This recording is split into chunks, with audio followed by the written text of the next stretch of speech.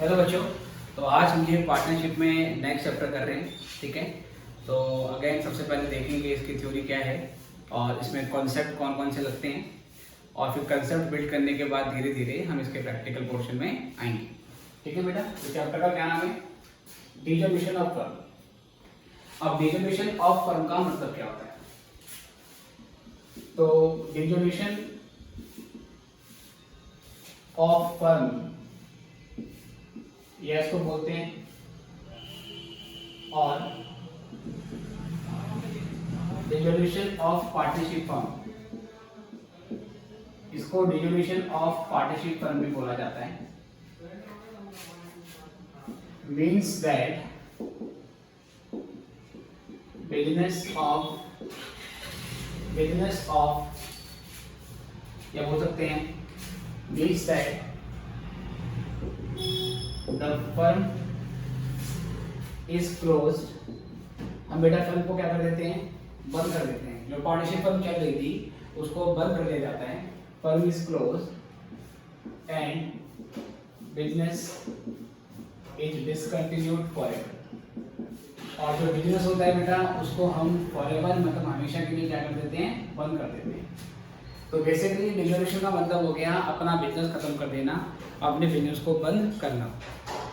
एक चीज आपको ये बात यहाँ पे समझनी है कि डिसोल्यूशन ऑफ फर्म अलग चीज होती है और डिसोल्यूशन ऑफ पार्टनरशिप ये डिफरेंट चीज होती है। अगर मैं कहता हूँ कि क्या हो रहा है, डिसोल्यूशन ऑफ फर्म हो रहा है, तो डिसोल्यूशन ऑफ फर्म का मतलब होता है दुकान ही बंद हो गई, बिजनेस ही बंद हो गई, सारे पार्टनर्स अलग हो गए और अपने अपने रास्ते पे चले गए। लेकिन जब डिसोल्यूशन ऑफ पार्टनरशिप होता है, फर्म नहीं कह रहा मैं, क्या बोल रहा हूँ? डिसोल्यूशन ऑफ पार्टनरशिप, इसका ये मतलब होता है कि पार्टनर्स के बीच में पुरानी पार्टनरशिप खत्म होती है और नई पार्टनरशिप चालू हो जाती है और बिजनेस कंटिन्यू रहता है। अब डिसोल्यूशन ऑफ पार्टनरशिप कब कब होता है? ये तब होता है जब एडमिशन ऑफ न्यू पार्टनर होता है। तो नया पार्टनर एडमिशन होने की वजह से पार्टनर्स के बीच में आपस में रेशो क्या होता है? चेंज होता है। या कोई पार्टनर जब फर्म को छोड़ के जाता है तो उसको भी क्या बोला जाता है? डिसोल्यूशन ऑफ पार्टनरशिप बोला जाता है। लेकिन एडमिशन होने से या किसी पार्टनर के छोड़ के जाने से फर्म का बिजनेस कंटिन्यू रहता है, दुकान पे हमारा कोई फर्क नहीं पड़ता है। ओके, तो डिसोल्यूशन ऑफ पार्टनरशिप अलग चीज है और डिसोल्यूशन ऑफ फर्म अलग चीज है। जब डिसोल्यूशन ऑफ फर्म बोलेगा इसका मतलब है सब कुछ खत्म। Is it okay sir? Dissolution of firm को हम डिसोल्यूशन ऑफ पार्टनरशिप फर्म भी बोलते हैं। जब मैं बोलता हूँ डिसोल्यूशन ऑफ पार्टनरशिप फर्म तो मतलब डिसोल्यूशन ऑफ फर्म की बात हो रही है, ठीक है। Okay sir, it is different from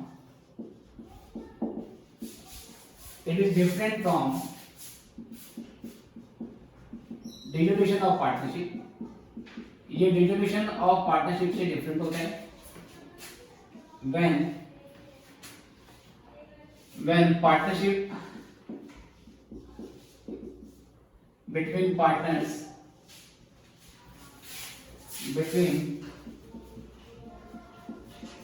comes to a partner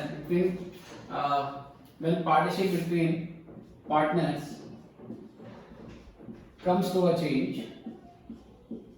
जब पार्टनरशिप में कुछ चेंज हो जाता है, चेंज का मतलब होता है एडमिशन हो गया पार्टनर का, या रिटायरमेंट ऑफ पार्टनर हो गया, या डेथ हो जाती है पार्टनर की, but the business is continued. जो बिजनेस है बेटा वो कंटिन्यू चलता रहता है, बिजनेस इज कंटिन्यू, ठीक है सर। उसके बाद सवाल उठता है कि जो डिसोल्यूशन ऑफ फर्म है ये होता क्यों है, रीजन क्या होता है इसके पीछे? तो डिसोल्यूशन ऑफ फर्म होने के पीछे कई रीजन हो सकते हैं, ठीक है सर। कई रीजन हो सकते हैं जिसको हम बात कर लेते हैं। Reasons for dissolution of firm, दुकान बंद होने के पीछे, बिजनेस बंद होने के पीछे कौन कौन से रीजन होते हैं? तो बहुत सारे हैं। इसमें पहला एक तो होता है म्यूचुअल एग्रीमेंट, ठीक है। Mutual agreement between partners, partner आपस में ये डिसाइड कर लेते हैं कि यार अब हमारे लिए बिजनेस को आगे कंटिन्यू करना बेसिकली पॉसिबल नहीं है। अपनी मर्जी से उनको लगता है कि हमारी आपस में जो बातें हैं वो सॉल्व नहीं हो रही है, इश्यू बहुत बहुत हमारे बन रहे हैं, या उनको लगता है कि शायद अपने बहुत पैसा कमा लिया है, अब आगे हमें काम वगैरह करने की जरूरत नहीं है। तो कोई भी रीजन हो, पार्टनर्स अपनी मर्जी से जब ये तय कर लेते हैं कि आगे हमें बिजनेस कंटिन्यू नहीं करना है, तो एक वजह इसकी ये होती है। सेकंड बेटा इसमें आता है dissolution by notice. Dissolution by notice क्या होता है कि कई बार पार्टनरशिप जो बनाई जाती है वो पार्टनरशिप एट विल बनती है। पार्टनरशिप एट विल बनने का मतलब होता है कि पार्टनर्स पहले पार्टनरशिप को स्टार्ट करते हैं, लेकिन पार्टनरशिप में एक बात होती है, एक टर्म होता है उनके बीच में कि कभी भी अगर बिजनेस को ख़त्म करना हो तो कोई भी पार्टनर नोटिस मतलब कोई भी पार्टनर क्या करेगा, नोटिस दे देगा, और जैसे ही पार्टनर नोटिस दे देगा पार्टनरशिप फर्म को कंपलसरी क्या करना पड़ेगा, डिसॉल्व करना पड़ेगा। तो ये उस केस में होता है जब पार्टनरशिप एट विल वाली होती है। विल का मतलब अपनी इच्छा से, अपनी मर्जी से, उस केस में ऐसा रहता है। उसके अलावा डिसोल्यूशन बाय कोर्ट ऑर्डर, या कई बार कोर्ट से बेसिकली कोर्ट क्या होता है, ऑर्डर दे देता है कि पार्टनरशिप फर्म को डिसॉल्व किया जाए। ऐसा कब होता है, जब कोर्ट को लगता है कि जो सारे के सारे पार्टनर्स हैं वो पागल हो चुके हैं, मेंटली उन्हें कोई प्रॉब्लम वगैरह हो गई है, या लॉ की भाषा में कहते हैं उसको कि वो अनसाउंड माइंड के हो गए। जब अनसाउंड माइंड के पार्टनर्स होते हैं और कोर्ट को लगता है कि आगे बिजनेस को रन करने के लिए जो बेसिकली मतलब एबिलिटी चाहिए वो इनके पास नहीं है, तो उस सिचुएशन में भी इसको बंद वगैरह किया जाता है। या कई बार ऐसा होता है कि बेसिकली हम जिस चीज़ का बिजनेस कर रहे हैं गवर्नमेंट ने फ्यूचर में उसका बिजनेस करने पर रोक लगा दी।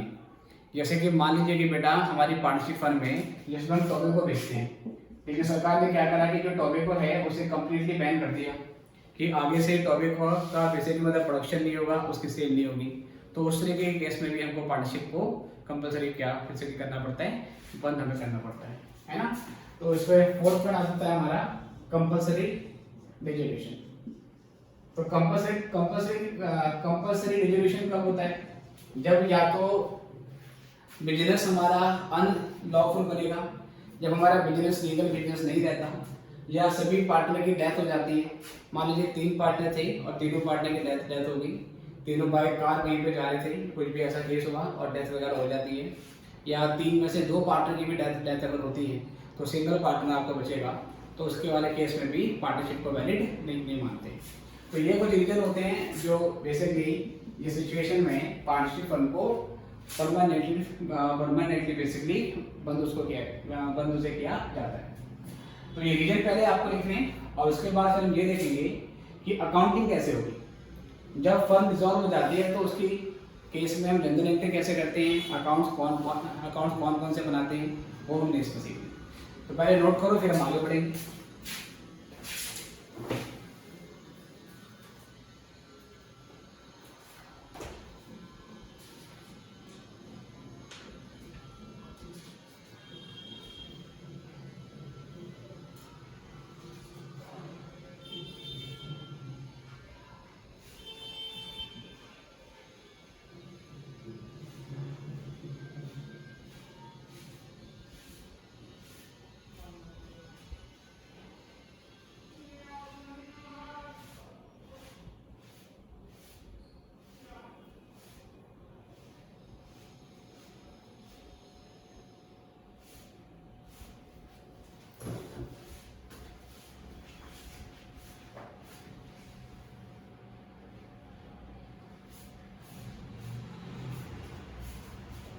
चलिए बच्चों, आई गेस आपने कर लिया है, यहाँ से आगे बढ़ते हैं।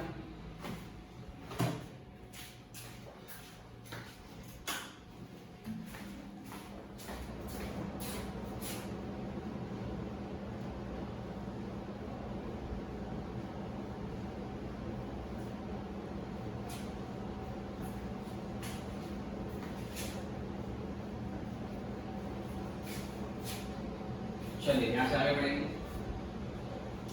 That is accounting on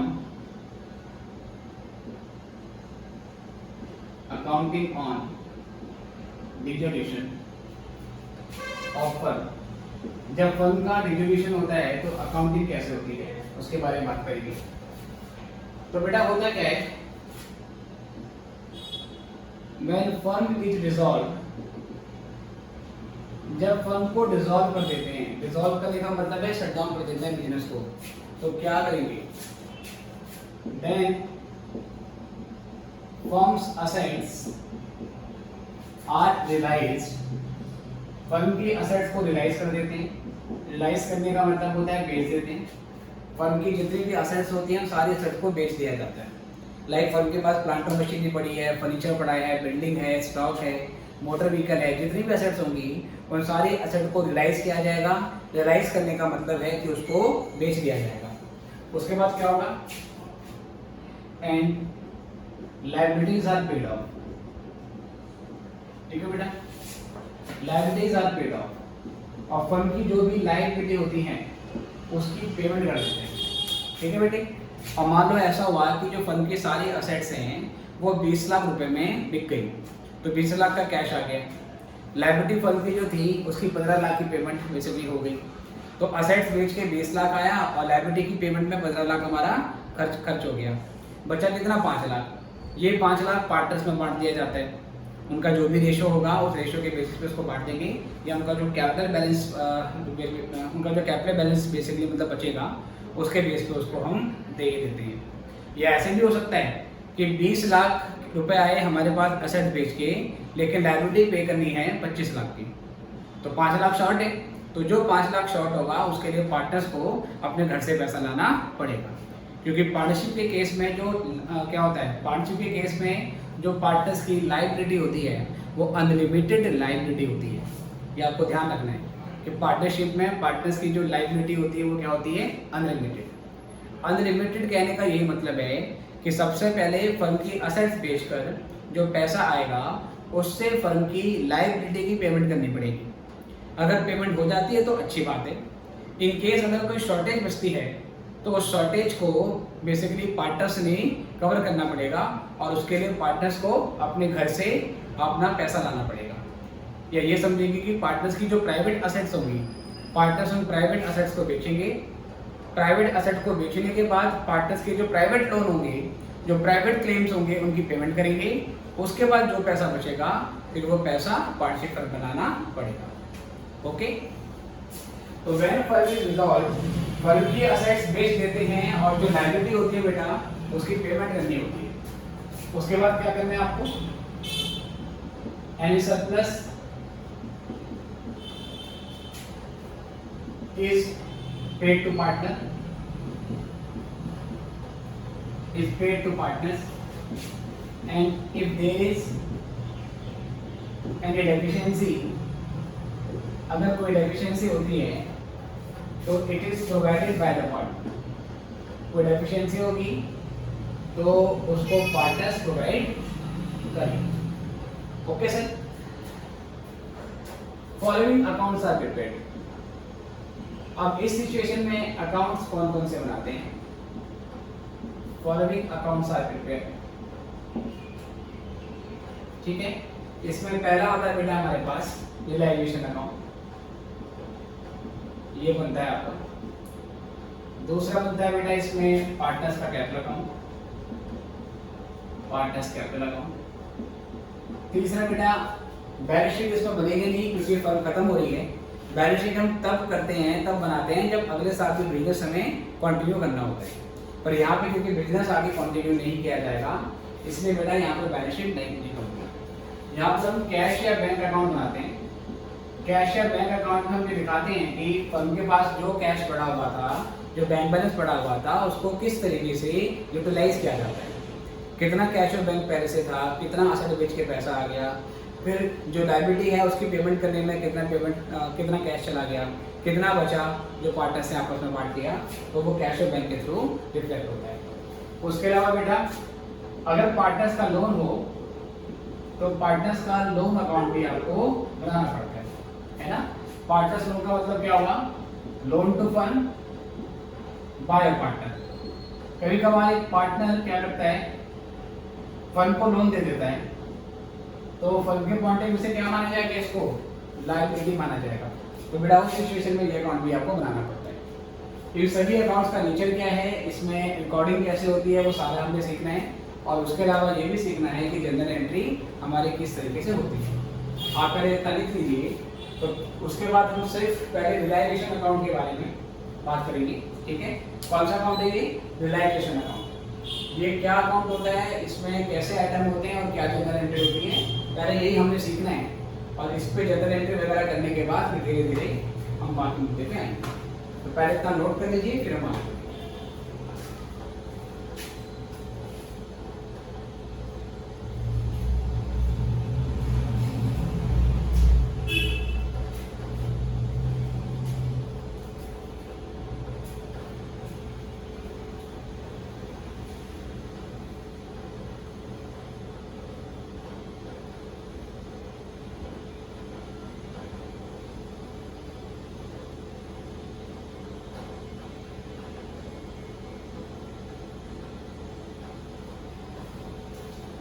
चलिए बेटा यहाँ से आगे बढ़ते हैं।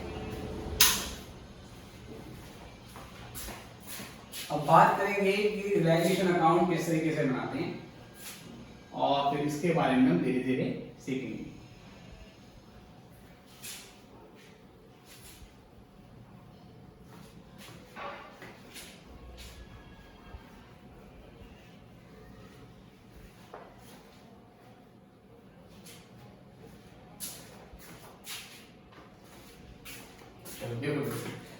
तो इसमें बात करते हैं हम और बताते हैं कि रियलाइजेशन अकाउंट क्या होता है। रियलाइजेशन अकाउंट जैसे कि इसके नाम से काम चल रहे हैं, इसमें बेसिकली दिखाते हैं कि असेट्स को बेच के कितना अमाउंट रियलाइज हो गया और उस अमाउंट को हमने कैसे बेसिकली यूटिलाइज किया है पेमेंट वगैरह करने के लिए, राइट। और इसके अलावा और भी इसके काम होते हैं। पहली चीज़ तो आपको ये करनी होती है कि जिस दिन आपकी पार्टनरशिप फर्म डिसॉल्व हो जाती है, जिस दिन आपका बिजनेस कंप्लीटली शट डाउन हो जाता है, उस दिन आपकी बुक में जितनी भी असेट्स पड़ी होती हैं, जिनका आपकी बुक में डेबिट बैलेंस होगा, सारे के सारे असेट अकाउंट आपको क्लोज करने पड़ते हैं, राइट। आपके पास जो असेट पड़ी हुई हैं उसका अकाउंट आपकी बुक में बना होगा, ठीक है। उसके अकाउंट्स आपने मेंटेन किए होंगे, आपने प्लांट और मशीनरी का अकाउंट मेंटेन किया होगा, आपने बिल्डिंग का अकाउंट मेंटेन किया होगा, स्टॉक का किया होगा, डेटर का किया होगा। तो जितनी भी असेट्स होती हैं इसका अकाउंट आपकी बुक में खुला हुआ है। तो जब फर्म डिसॉल्व होती है हम इनके अकाउंट को क्लोज कर देते हैं। क्लोज करेंगे तो क्या होगा, क्योंकि इन सारी चीज़ों का डेबिट बैलेंस होता है, इन्हें क्लोज करने के लिए करना पड़ेगा क्रेडिट। और जैसे इनको हम क्रेडिट कर देंगे तो ये अकाउंट क्लोज होने लगते हैं। लेकिन उसको ट्रांसफर कहाँ पे करेंगे? क्लोज करके जो बैलेंस बचेगा वो ट्रांसफर कहाँ पर होगा? तो वो कहाँ पर जाता है बेटा? रियलाइजेशन अकाउंट में जाता है। तो थोड़ा सा तो बेटा थोड़ा सा इसके बारे में देखते हैं। Realisation account is prepared to close assets and liabilities account. Assets और लायबिलिटीज के अकाउंट को क्लोज करने के लिए बनाया जाता है, ठीक है। तो close assets and liabilities account, asset और लायबिलिटी के जो अकाउंट होते हैं उसे क्लोज करने के लिए बनाते हैं। एंड आल्सो फॉर इसके अलावा और क्या काम होता है? Realisation of assets. रियलाइजेशन का मतलब sale of assets and settlement मतलब कि पेमेंट बोल सकते हैं इसे आप, ऑफ लायबिलिटीज, ठीक है बेटे। तो बेसिकली इस अकाउंट में हम क्या करते हैं, इस अकाउंट को बनाने का मेन पर्पज होता है असेट और लायबिलिटी के अकाउंट को क्लोज करना, उसके अलावा असेट्स को रियलाइज करना और उसके अलावा सेटलमेंट ऑफ लायबिलिटी, जो लायबिलिटी होती है उसको खत्म करना। इस प्रोसेस के बाद कोई डिफरेंस बचेगा, जो भी डिफरेंस होगा वो सरप्लस होगा या हमारा शॉर्टेज होगा, उसको हम पार्टर्स में बांट देते हैं। Balancing figure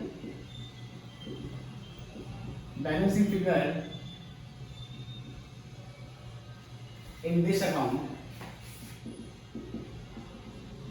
account is profit or loss on realization, profit or loss on realization, which is transferred to partners capital account, जिसको हम पार्टनर्स के कैपिटल अकाउंट में ट्रांसफर कर देते हैं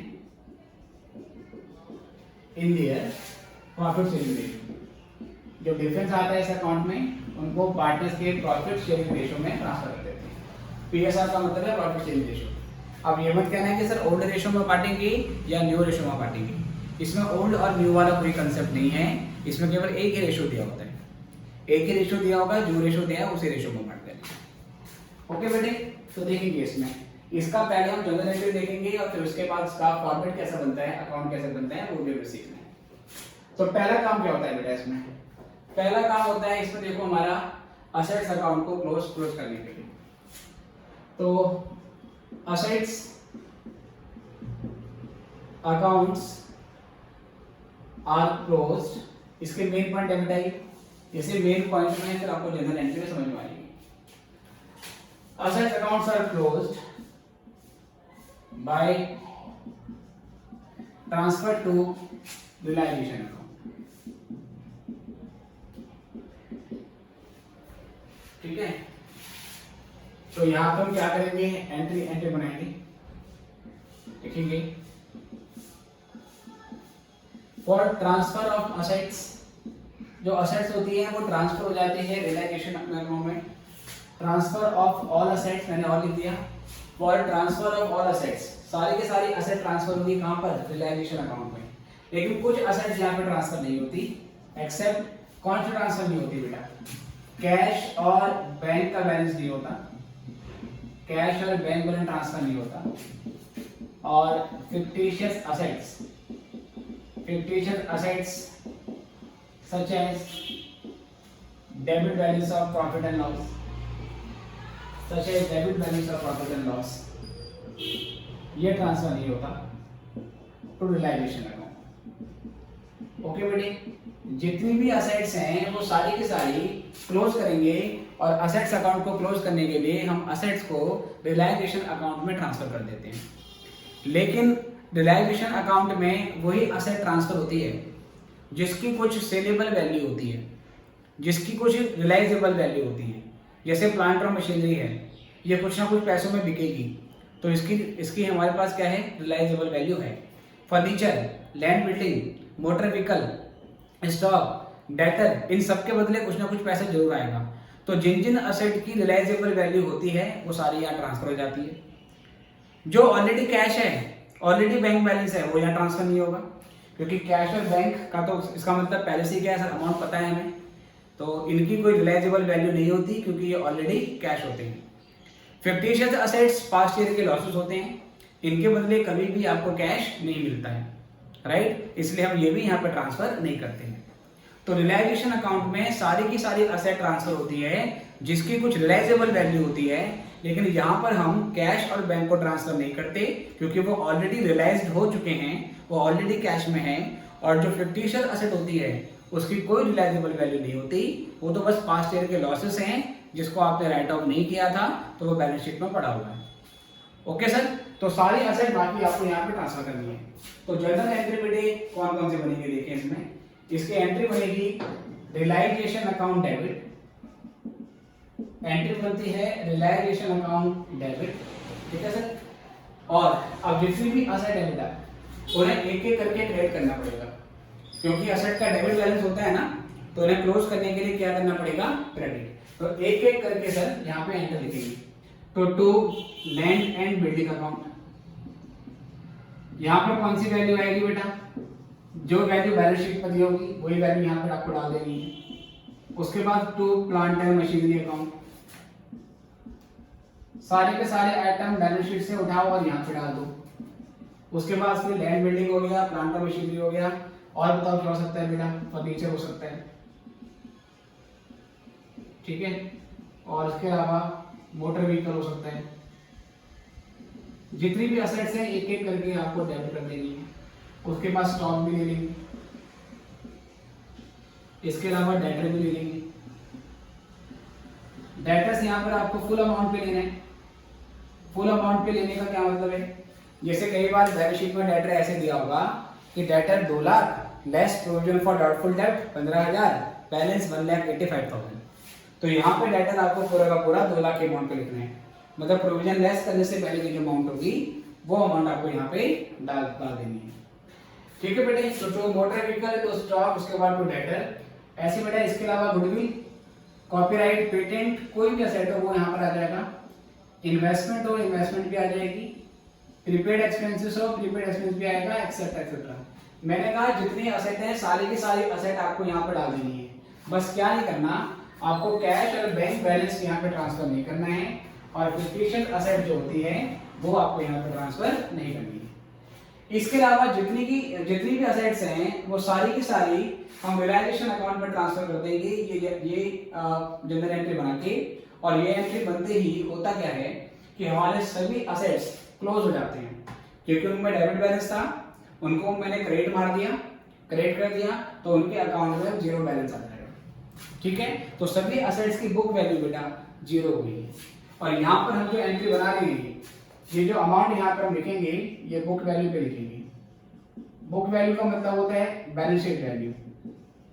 ये आइटम बैलेंस शीट में जिस वैल्यू पे दिखा रखे हैं वही वैल्यू उठा के आपको यहाँ पर डाल देनी है।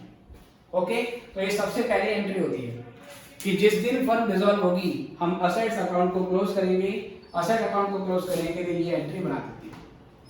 फिर आपके मन में एक डाउट आएगा कि भाई कैश और बैंक बैलेंस यहाँ ट्रांसफर नहीं हुआ, तो कैश और बैंक बैलेंस का क्या होता है? तो कैश और बैंक बैलेंस का सेपरेट अकाउंट बनता है। अगर आपको याद होगा मैंने लिखवाया है कि हम बनाते हैं realisation account, partner capital account और कैश एंड बैंक अकाउंट। तो कैश और बैंक अकाउंट का तो सेपरेट बैलेंस है, इसलिए कैश और बैंक बैलेंस वहां पे दिखाया जाता है। फिक्सेशन असेट मैंने बताया ये पास्ट ईयर के लॉसेस होते हैं। क्या होते हैं? पास्ट ईयर के लॉसेस, क्योंकि इनकी कोई रिलायजेबल वैल्यू नहीं है इसलिए वो यहाँ पर नहीं आते हैं।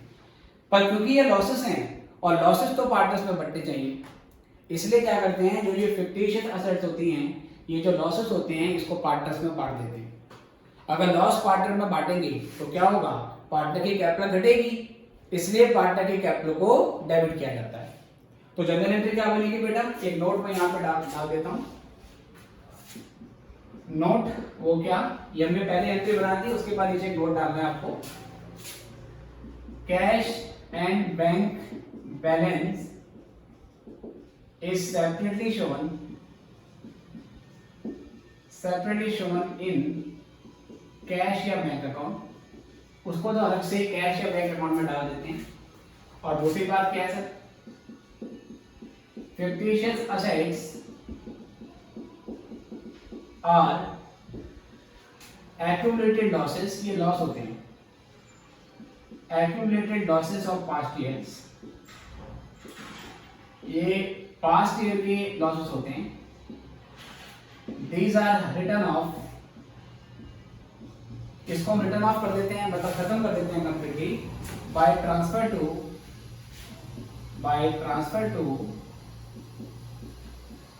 Partners capital account. ठीक है sir, by transfer to partners capital account. इसको क्या कर देते हैं, पार्टनर्स कैपिटल अकाउंट में ट्रांसफर कर देते हैं, और ऐसा करने से खत्म हो जाता है। अब क्योंकि फिक्सेशन असेट है तो इसका डेबिट बैलेंस होगा, राइट सर। डेबिट बैलेंस है तो खत्म करने के लिए क्या करना पड़ेगा, क्रेडिट। तो जो भी हमारे फिक्सेशन असेट्स हैं उसको हम क्रेडिट करेंगे, चाहे वो प्रॉफिट एंड लॉस अकाउंट का डेबिट बैलेंस हो, चाहे वो डेफर्ड एडवर्टाइजमेंट एक्सपेंस हो, डेफर्ड एनुअल एक्सपेंसेस हो, कुछ भी हो सर, उसे कर देंगे क्रेडिट। और यहाँ पे क्या लिखेंगे, पार्टनर्स कैपिटल अकाउंट। जितने भी पार्टनर्स हैं उनके कैपिटल अकाउंट को डेबिट कर देंगे, और यहाँ से रेशो में बांट कर ये हमारी एंट्री बन जाएगी। ओके, तो अगेन रिवाइज करना है। सबसे पहले एंट्री बनती है असेट्स अकाउंट को क्लोज करने की, ये हमने कर दी है। असेट्स अकाउंट को क्लोज करने के बाद अब क्या करेंगे, लायबिलिटीज में जो आइटम पड़े हुए हैं अब उसको क्लोज किया जाएगा।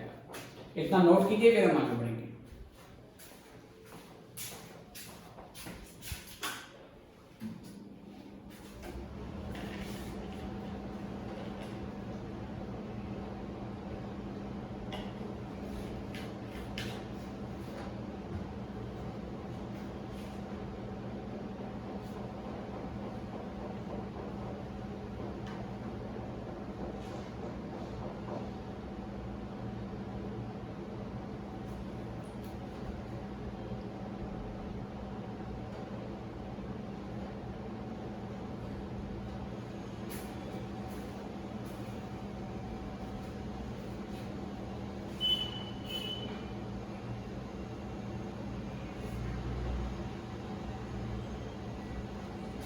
चलिए बेटा, आई गेस ये भी आपने कर लिया है। यहाँ से आगे बढ़ेंगे फिर हम।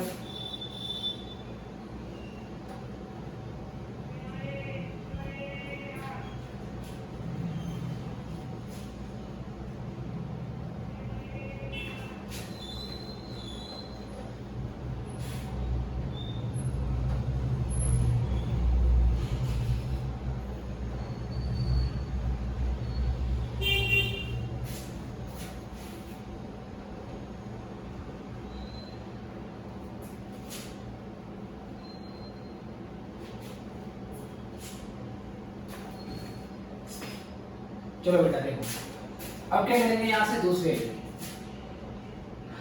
एंट्री इसमें क्या होगी हमारे पास,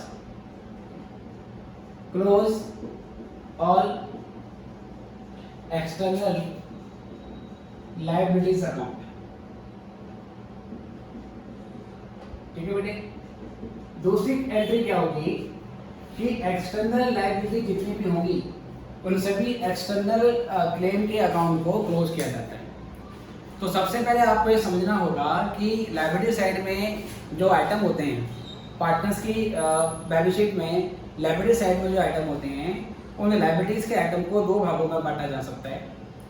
एक बोलते हैं इंटरनल लायबिलिटी और एक हम क्या बोलते हैं बेटा, एक्सटर्नल लायबिलिटी। बैलेंस शीट के अंदर लायबिलिटी साइड में पड़े हुए ऐसे आइटम्स जो पार्टनर से रिलेटेड होते हैं, जो पार्टनर से बिलोंग करते हैं, उनको क्या माना जाता है, इंटरनल लायबिलिटी। और ऐसे आइटम जो पार्टनर से बिलोंग नहीं करते, जो आउटसाइडर से बिलोंग करते हैं, उसको क्या माना जाता है, एक्सटर्नल लायबिलिटी।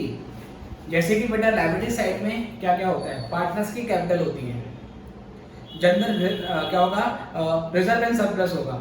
और चाहे वो जनरल रिजर्व हो, चाहे वो अनक्लेम्ड वर्कमैन कंपनसेशन रिजर्व हो, चाहे वो इन्वेस्टमेंट फ्लक्चुएशन रिजर्व हो, वगैरह वगैरह। तो बैलेंस शीट में बेसिकली क्या होता है, पार्टनर्स की कैपिटल होगी, रिजर्व और सरप्लस होगा और पार्टनर्स का लोन होगा। ये पार्टनर की कैपिटल, रिजर्व, सरप्लस, ये पार्टनर का लोन, ये पार्टनर से रिलेटेड है, तो इसको क्या बोला जाएगा, इंटरनल लायबिलिटी।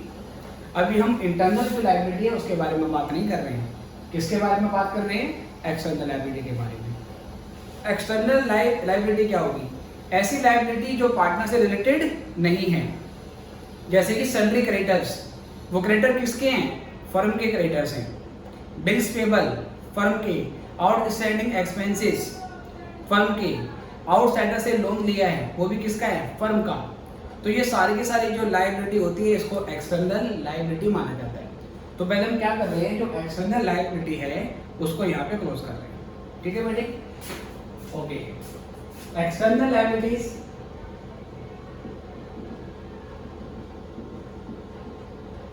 सच एज, कौन कौन से होते हैं बेटा इसमें, such as creditors, such as bills payable, such as bills payable, outstanding expenses,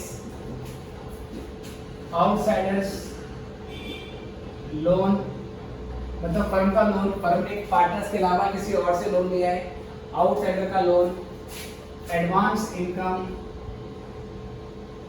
advance income को इनको हुई थी, etcetera, which is not directly related to partners, जो कि पार्टनर से डायरेक्टली रिलेटेड नहीं है। और क्लोज्ड, इसे हम क्लोज करते हैं बेटा, कैसे करते हैं, by transfer to realisation account, by transfer to realisation account. ठीक है सर, लायबिलिटी को क्लोज किया जा रहा है। लायबिलिटी का बैलेंस होता है क्रेडिट, उसे क्लोज करने के लिए क्या करना पड़ेगा, डेबिट। तो जितनी भी एक्सटर्नल लायबिलिटी हैं इनको एक एक करके क्लोज करते हैं। क्लोज करने के लिए उनको डेबिट करना पड़ता है क्योंकि उनका क्रेडिट बैलेंस था, राइट सर। तो एंट्री क्या बनेगी, एंट्री बनेगी क्रेडिटर्स अकाउंट डेबिट, एंट्री होगी bills payable account debit, outsiders loan debit, मतलब पार्टनर्स के अलावा किसी और से लोन लिया था फर्म ने, वो भी यहाँ पे डेबिट कर दिया। उसके अलावा बेटा आउटस्टैंडिंग एक्सपेंसेस अकाउंट डेबिट। इसके अलावा बेटा एडवांस इनकम डेबिट। फिर मैंने बताया था कि अगर डेटर्स आपको बैलेंस शीट में दे रखे हों और डेटर 2 लाख का दे रखा है और 15,000 का आपको दे रखा है provision for bad date, net amount है 1,85,000, तो असेट साइड की जो 2 लाख अमाउंट है, डेटर की जो ग्रॉस अमाउंट है, वो तो हमें रिलायजेशन के डेबिट साइड में डाल दी थी, राइट। जो प्रोविजन था जिसको हमने भी माइनस नहीं किया था, फर्स्ट एंट्री में जो मैंने डेटा दिखाया है वो ग्रॉस वैल्यू पे दिखाया है, मतलब मैंने वहां पे प्रोविजन माइनस नहीं किया था। वो जो प्रोविजन बच गया बेटा वो प्रोविजन भी हम यहाँ पे ले लेंगे। तो प्रोविजन फॉर बैड डेट या डॉटफुल डेट वो भी यहाँ पे ले लेंगे। अगर provision for depreciation balance sheet में दे रखा होता, जैसे बैलेंस शीट में क्या है कि 50 लाख की लैंड एंड बिल्डिंग है, 50 लाख का लैंड एंड बिल्डिंग है और उस पर दे रखा है प्रोविजन फॉर डेप्रिसिएशन 20 लाख रुपए का और 30 लाख का बैलेंस है। तो पहली एंट्री में जो हम असेट अकाउंट क्लोज करेंगे वो तो 50 लाख पे क्लोज करेंगे। जो 20 लाख का प्रोविजन फॉर डेप्रिसिएशन लेस हुआ था उसको मैंने फर्स्ट एंट्री में इग्नोर किया था। अब वही प्रोविजन फॉर डेप्रिसिएशन हम यहाँ पे डाल देंगे, तो ये आ जाएगा मेरा प्रोविजन फॉर डेप्रिसिएशन। ठीक है, बाकी जब क्वेश्चन कराओ तो एक पॉइंट समझ में आएगा, अभी कोई दिक्कत वाली बात नहीं। मेन ये 4 पॉइंट समझो कि लायबिलिटी को हम क्या करते हैं, सर लायबिलिटीज को क्लोज करते हैं। सारी एक्सटर्नल लायबिलिटी लिखने के बाद यहाँ पर हम क्या करेंगे, टू रिलायबिलिटी। ठीक है सर, पहली और दूसरी एंट्री को आप ऐसे भी समझ सकते हो कि अगर हम असेट्स को क्लोज कर रहे हैं, तो असेट क्लोज होने से असेट का बैलेंस 0 हो जाता है। अगर आपका जो असेट्स का बैलेंस 0 हो रहा है तो वो आपके लिए प्रॉफिट है या लॉस है, सोच के बताओ। अगर मैं असेट्स को खत्म कर रहा हूँ तो मतलब असेट्स आपकी बुक से हट रही हैं, तो वैसे ही आपके लिए प्रॉफिट माना जाएगा या लॉस माना जाएगा, लॉस माना जाएगा। तो लॉस के केस में रियलाइजेशन अकाउंट को आपने डेबिट कर देना। ठीक है बेटा, ये जो रियलाइजेशन अकाउंट होता है ये एक नॉमिनल अकाउंट होता है। क्या होता है, नॉमिनल अकाउंट। ये असेट और लायबिलिटी से रिलेटेड होने वाले प्रॉफिट लॉस को रिकॉर्ड करता है और असेट और लायबिलिटी को कैसे रियलाइज किया जा रहा है, कैसे सेटल किया जा रहा है, वो भी इसमें रिकॉर्ड कर लेता है। तो पहले एंट्री में मैंने असेट्स को क्लोज किया, असेट क्लोज करेंगे तो मेरा लॉस होगा, इसलिए मैंने रियलाइजेशन अकाउंट को डेबिट कर दिया। दूसरी एंट्री में मैं क्या कर रहा हूँ, लायबिलिटी को बेसिकली क्लोज कर रहा हूँ। अगर लायबिलिटी को क्लोज किया जाएगा तो ये तो आपके प्रॉफिट माना जाएगा। और प्रॉफिट के केस में क्या करते हैं बेटा, प्रॉफिट के केस में ये जो अकाउंट है रियलाइजेशन अकाउंट, इसको क्रेडिट किया जाएगा। ये इसका लॉजिक है। तो एक्सटर्नल जो लायबिलिटी है उसके लिए ये एंट्री हमारी होगी। इंटरनल लायबिलिटी का क्या होगा, जैसे कि पार्टनर की कैपिटल, जैसे कि रिजर्व और सरप्लस, जैसे कि पार्टनर्स का लोन, उसका क्या होगा बेटा, इसके बारे में आपको नोट दिखाते हैं। तो यहां से करना है इसके अंदर नोट। इंटरनल लायबिलिटी का क्या होगा बेटा, इंटरनल लायबिलिटीज में कौन कौन से आती हैं, इसमें आता है पार्टनर्स कैपिटल बैलेंस। पार्टनर का जो कैपिटल का बैलेंस होता है जो लायबिलिटी साइड में दिया होता है वो सेपरेटली पार्टनर्स कैपिटल अकाउंट में दिखाया जाता है। Partners capital balance is separately taken to partners capital account, उसको पार्टनर्स कैपिटल अकाउंट में ले जाते हैं। Reserve and surplus appearing in reserve and surplus appearing in reserve and surplus appearing in balance sheet liability side। Balance sheet की जो liability side होती है बेटा, reserve and surplus appearing in balance sheet liability side, जैसे कि बेटा किस किस की बात कर रहा हूं मैं, सच एज जनरल रिजर्व, जैसे कि जनरल रिजर्व, जैसे कि unclaimed workman compensation reserve, unclaimed workman compensation reserve,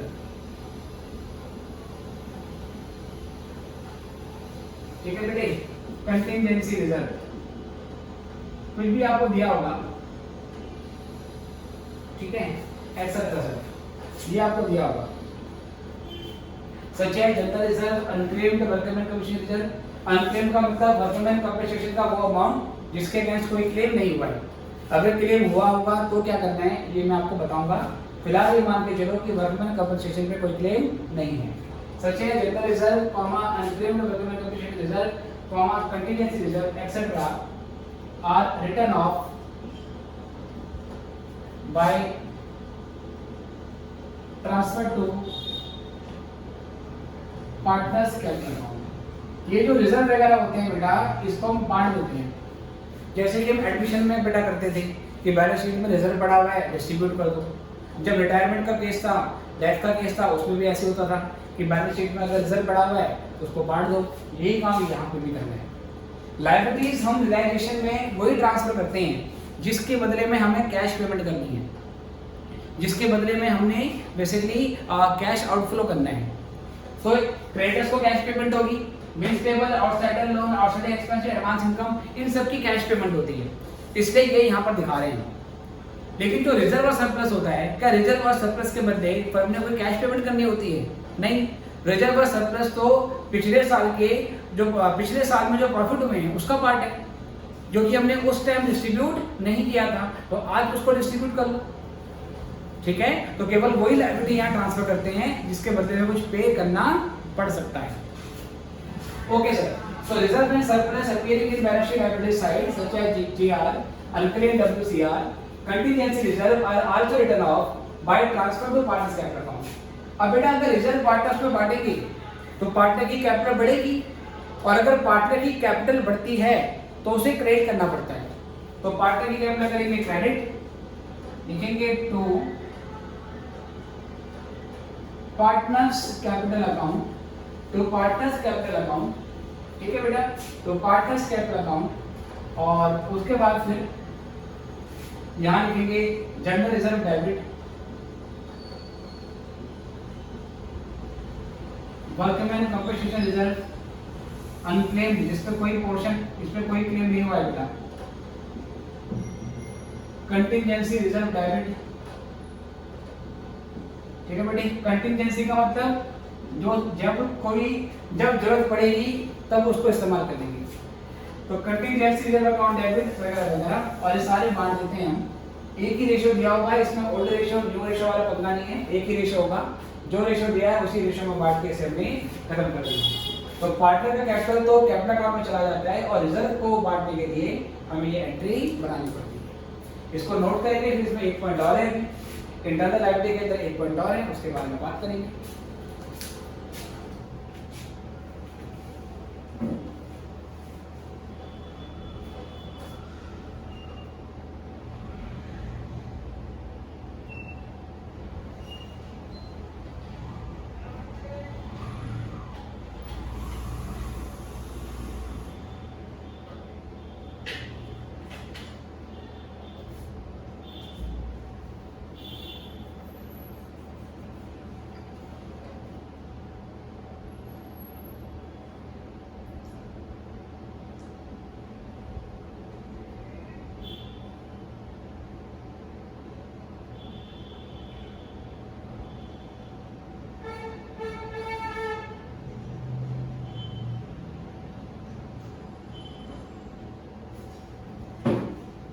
चलो बेटा, आई गेस कर लिया आपने।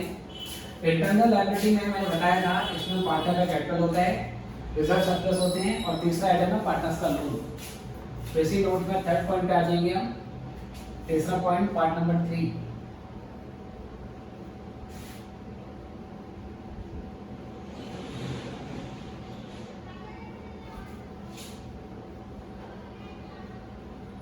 तीसरा पॉइंट हो जाएगा आपका पार्ट नंबर 3, ठीक है सर। चलो तीसरा पॉइंट हो जाएगा आपका पार्ट नंबर 3, इसके बारे में बात करते हैं। इसमें क्या है बेटा, पार्टनर्स लोन।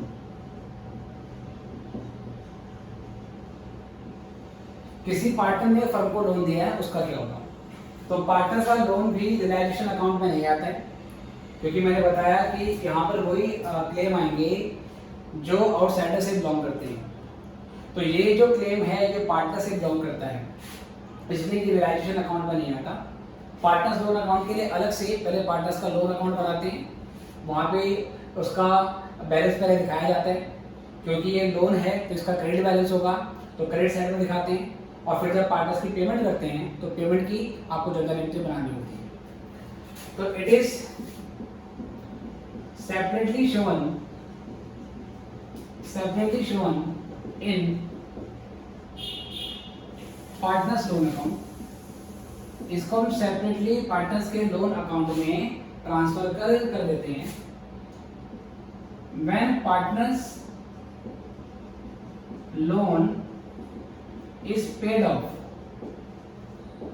जब हम पार्टनर्स के लोन की पेमेंट कर देते हैं तो उस सिचुएशन में इसकी जनरल एंट्री बनती है। जनरल एंट्री होती है partners loan account debit to bank account. ठीक है बेटे, यहां पर तो लोन की एक्चुअल अमाउंट आती है, यहां पर आते हैं अमाउंट ऑफ लोन, और नीचे पेमेंट क्या दिखाते हैं, कितनी पेमेंट उसको हमने कर दी। कभी कभार ऐसा होता है कि मतलब मैक्सिमम केस में ऐसा होता है कि 5 लाख का पार्टनर्स का लोन है, उसको पेमेंट भी 5 लाख की होती है, तो नीचे भी टू बैंक अकाउंट या टू कैश अकाउंट 5 लाख से आ जाएगा, डेबिट क्रेडिट बराबर हो गया, एंट्री हमारी खत्म हो गई। कभी कभार ऐसा होता है कि पार्टनर्स का लोन 5 लाख रुपए का है, लेकिन जब फर्म डिसॉल्व होती है तो पार्टनर कहता है कि चलो मुझे मेरे लोन के बदले केवल 4,80,000 रुपए दे देना, 20,000 रुपये मैं छोड़ रहा हूँ, 20,000 रुपीज मैं छोड़ रहा हूँ, वो मैं माफ कर रहा हूँ। तो यहाँ पर पार्टनर्स का लोन 5 लाख से आएगा, 5 लाख से आएगा, पेमेंट 480 की आएगी, पेमेंट 4 कितने आएगी, 480 की, 20,000 का फर्म को क्या हो गया, फायदा हो गया। अगर 20,000 का फर्म को फायदा हो गया है क्योंकि पार्टनर्स अपने लोन के लिए कम पैसे दे रहे हैं, तो वो 20,000 का अमाउंट हम रियलाइजेशन अकाउंट में ट्रांसफर कर देते हैं। ठीक है, और कभी कभार ऐसा होता है कि पार्टनर्स का लोन 5 लाख रुपए का है, लेकिन बैलेंस शीट डेट से फर्म को डिसॉल्व होने में 4 महीने लग गए, तो पार्टनर कह रहा है मुझे 4 महीने का इंटरेस्ट भी चाहिए, तो इंटरेस्ट के साथ अब पार्टनर्स को जो पेमेंट करनी पड़ेगी वो 5,15,000 की करनी पड़ेगी। तो यहाँ पर पार्टनर्स का लोन 5 लाख से डेबिट हुआ, बट पेमेंट यहाँ पर कितने की हुई बेटा, 5,15,000 की। तो फिर 15,000 का डिफरेंस आएगा कहाँ पर, डेबिट साइड में, क्योंकि यहाँ पर 5 लाख है, नीचे 5,15 है, तो डेबिट में 15,000 और आपको डालना पड़ेगा, तो वो 15,000 में फिर आप रियलाइजेशन अकाउंट में ट्रांसफर कर दोगे। ठीक है, जहां क्वेश्चन साइलेंट होता है, ये बताया नहीं होता कि पार्टनर्स के लोन के बदले कितनी पेमेंट हुई है, तो हम ये मानते हैं जितने का लोन है उतने की पेमेंट हुई है। अगर 5 लाख का लोन होगा तो 5 लाख की पेमेंट मानी जाएगी। ओके सर, तो ये हमने यहाँ पे लिख देंगे अमाउंट पे। इन दोनों अमाउंट में कोई डिफरेंस होगा, अगर इन दोनों अमाउंट में कोई भी डिफरेंस होगा डेबिट में या क्रेडिट में, तो वो रियलाइजेशन में ट्रांसफर हो जाता है।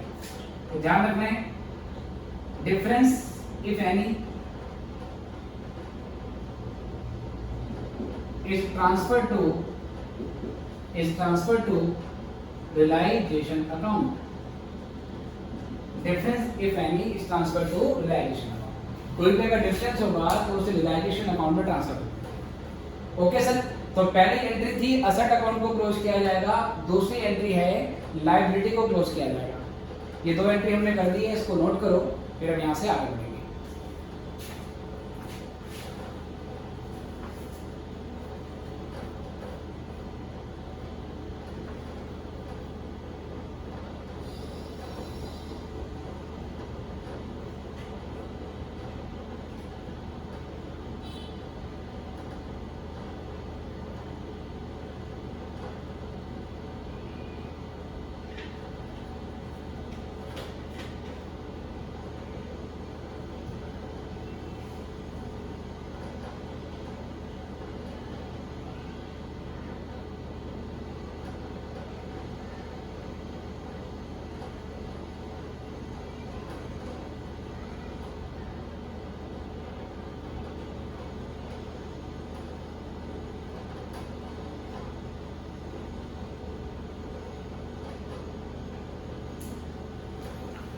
चलिए बेटा, अब यहाँ से नेक्स्ट पॉइंट पे आते हैं।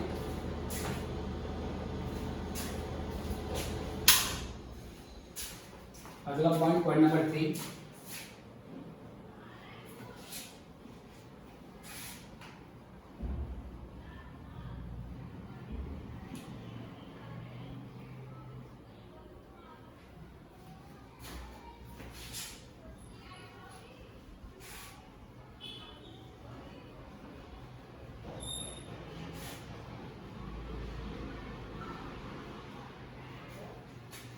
चलो, तो तीसरा बेटा यहाँ से पॉइंट आता है। अब आता है रियलाइजेशन ऑफ असेट्स। रियलाइजेशन का मतलब होता है कि असेट्स को क्या कर रहे हैं, हम खत्म कर रहे हैं, सेल या बोल सकते हैं डिस्पोजल ऑफ असेट्स। तो पहली एंट्री में हमने क्या किया था बेटा, असेट अकाउंट को क्लोज किया था। असेट अकाउंट क्लोज करने का ये मतलब नहीं है कि उसको हमने कूड़े में फेंक दिया, नहीं, असेट्स हमारे पास ही हैं, बस उसकी बुक में हमने वैल्यू खत्म कर दी। बुक में हमारी असेट्स की वैल्यू 0 हो गई है। अब क्या करेंगे, जो असेट्स होंगे उनको एक एक करके बेचा जाएगा। लाइक प्लांट और मशीनरी को बेच देंगे, वहाँ से कुछ पैसा आ जाएगा। बिल्डिंग को बेच देंगे, वहाँ से पैसा आ जाएगा। स्टॉक बेचेंगे, वहाँ से पैसा आएगा। डेटर से बोलेंगे हमारा पैसा दे दो, तो डेटर में डिस्काउंट काट के कुछ पैसा हमें दे देगा, है ना। हम सब जगह से पैसे मांगेंगे। तो इसमें पहली एंट्री क्या होगी, इसमें पहली एंट्री होगी सेल ऑफ असेट्स। हमने असेट्स को बेच दी। जब भी हम असेट्स बेचेंगे तो हम कैश या बैंक अकाउंट को डेबिट कर देंगे। कैश या बैंक अकाउंट क्यों डेबिट होगा, क्योंकि कैश आ रहा है हमारे पास, इसे डेबिट कर दिया। अब बेटा सोच के बताओ, अगर मैं फर्नीचर बेच रहा हूँ, फर्नीचर को मैंने सेल कर दिया, तो फर्नीचर को बेचने की जनरल एंट्री आप क्लास 11th में क्या बनाते थे, तो क्लास 11th में फर्नीचर को बेचने की एंट्री होती थी bank account debit to furniture account, है ना बेटा। कैश या bank account debit to furniture account debit. हमने भी यहाँ पर कैश या बैंक अकाउंट डेबिट किया, लेकिन मैं क्रेडिट अब टू फर्नीचर नहीं लिख सकता। टू फर्नीचर क्यों नहीं लिख सकता, क्योंकि पहली एंट्री में मैंने फर्नीचर अकाउंट को क्लोज कर दिया है। क्लोज करने का मतलब फर्नीचर अकाउंट सेटल हो गया है, उसका डेबिट क्रेडिट में कोई बैलेंस नहीं है, तो मैं फर्नीचर को यहाँ पे दोबारा क्रेडिट नहीं कर सकता। तो यहाँ पर क्या करेंगे बेटा, यहाँ पर हम रियलाइजेशन अकाउंट को क्रेडिट करेंगे। जो असेट बिक रही है उसका नाम ना लेके हम रियलाइजेशन अकाउंट डाल देंगे। इसमें ये भी, इसको ऐसे समझ लो कि पहले हमने असेट्स की वैल्यू अपनी बुक में जीरो करी थी। असेट 0 कर देंगे तो वो लॉस होगा, इसलिए लॉस के केस में रियलाइजेशन अकाउंट डेबिट हो गया था पहले एंट्री में। अब वही असेट्स जिसकी वैल्यू मैंने बुक में 0 कर दी है, अब उसको मैं बेच रहा हूँ। अगर 0 वैल्यू वाली असेट्स को मैं 1 लाख में भी बेचता हूँ, सीधे 1 लाख का प्रॉफिट होगा ना, तो प्रॉफिट के केस में क्या होगा, रियलाइजेशन क्रेडिट हो जाएगा। मेन मुद्दे वाली बात यह है, असेट्स को बेच के जितने पैसे आ रहे हैं उतने से बैंक अकाउंट डेबिट करो, रियलाइजेशन को क्रेडिट करो। असेट्स के बेचने पे कितना प्रॉफिट हो रहा है या लॉस हो रहा है उसके बारे में नहीं सोचना है, क्योंकि हमने पहली एंट्री में ही असेट्स को क्लोज कर दिया था। असेट्स की वैल्यू 0 हो गई थी। कभी कभार ऐसे बोलेगा कि बैलेंस शीट में लैंड और बिल्डिंग 50 लाख की है और नीचे बोलेगा इसको 80 लाख में बेच दिया, तो आप सीधे 80 लाख से एंट्री बनाओगे। आप ऐसे नहीं करोगे कि 30 लाख का मुझे प्रॉफिट भी हो गया, नहीं, आप सीधे 80 लाख से ये एंट्री बनाओगे। या लैंड और बिल्डिंग 50 लाख की थी, उसको 40 लाख पे बेच दिया, तो ये एंट्री 40 लाख से बनेगी। 10 लाख का लॉस हो गया है, वो कहीं पे भी रिकॉग्नाइज नहीं होगा, क्योंकि असेट्स की वैल्यू हम शुरू में ही 0 दिखा चुके थे, 0 कर चुके थे, इसलिए बैलेंस शीट में जो भी वैल्यू थी असेट्स की वो मैटर नहीं करती है। ओके सर, तो bank account to realisation account, तो ये एंट्री बेटा सेल अमाउंट से हो जाएगी। दोनों जगह आपको सेल अमाउंट यहाँ पर डाल देंगे। चलो जी, दूसरी बेटा एंट्री उसके बाद asset taken over. Asset taken over by partners. कभी कभार ऐसा होता है, सपोज मान लो एबीसी 3 पार्टनर थे, तीनों अपनी फर्म को क्या कर रहे हैं सर, शट डाउन कर रहे हैं, क्लोज कर रहे हैं फॉरएवर के लिए, और उसके बाद फिर वो क्या कर रहे हैं, अपने अपने घर जा रहे हैं। तो जब वो फर्म क्लोज हो रही थी, फर्म के पास भी फर्नीचर रखा हुआ था।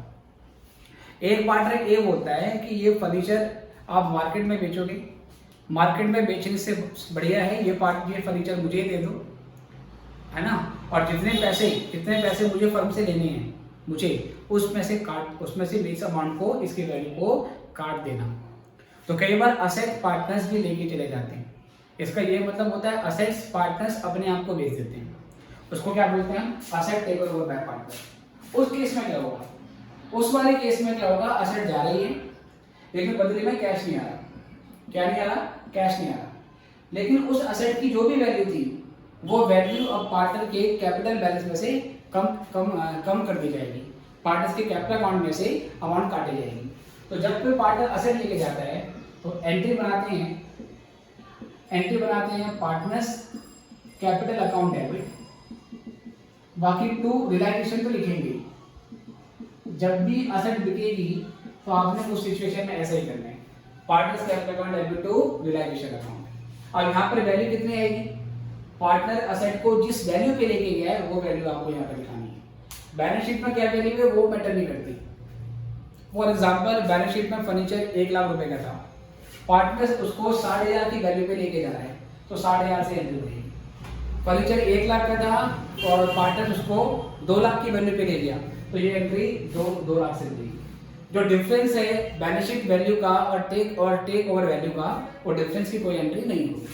जैसे यहाँ पर बैलेंस शीट वैल्यू और सेल वैल्यू के डिफरेंस का कुछ नहीं हुआ था, सेम प्रोसीजर आपको यहाँ पे डाल देना है। तो यहाँ पे क्या लिख रहा हूँ, एग्रीड वैल्यू। एग्रीड वैल्यू का मतलब जिस वैल्यू पे पार्टनर असेट लेके गया है वो वैल्यू आपको यहाँ पर दिखा देनी है। तीसरी पॉसिबिलिटी क्या होती है सर, तीसरी पॉसिबिलिटी इसमें होती है asset taken over by outsider. तीसरी पॉसिबिलिटी होती है इसमें asset taken over by outsider. Outsider मतलब सर, मतलब कि क्रेडिटर्स, मतलब कि बैंक वाले जिससे हमने लोन बेसिकली लिया था। क्रेडिटर्स हैं, क्रेडिटर्स हमारे पास आए, कहते हैं कि हमने सुना है आपकी फर्म डिसॉल्व हो रही है, हमने कहा हम बिजनेस बंद कर रहे हैं, लेकिन आप परेशान मत हो, क्रेडिटर्स आपकी जितनी भी अमाउंट है उतनी अमाउंट हम पे करेंगे। तो एक क्रेडिटर कहता है हाँ कोई दिक्कत नहीं है, बस मैं याद दिला रहा हूँ कि आपने मुझे 5 लाख रुपए की पेमेंट करनी है। हमने कहा कोई दिक्कत नहीं है, पैसा बहुत है, असेट बेच के बहुत पैसा आया है, आपके एक पैसे की पेमेंट हो जाएगी। क्रेडिटर कहता है अच्छी बात है, कोई दिक्कत नहीं है।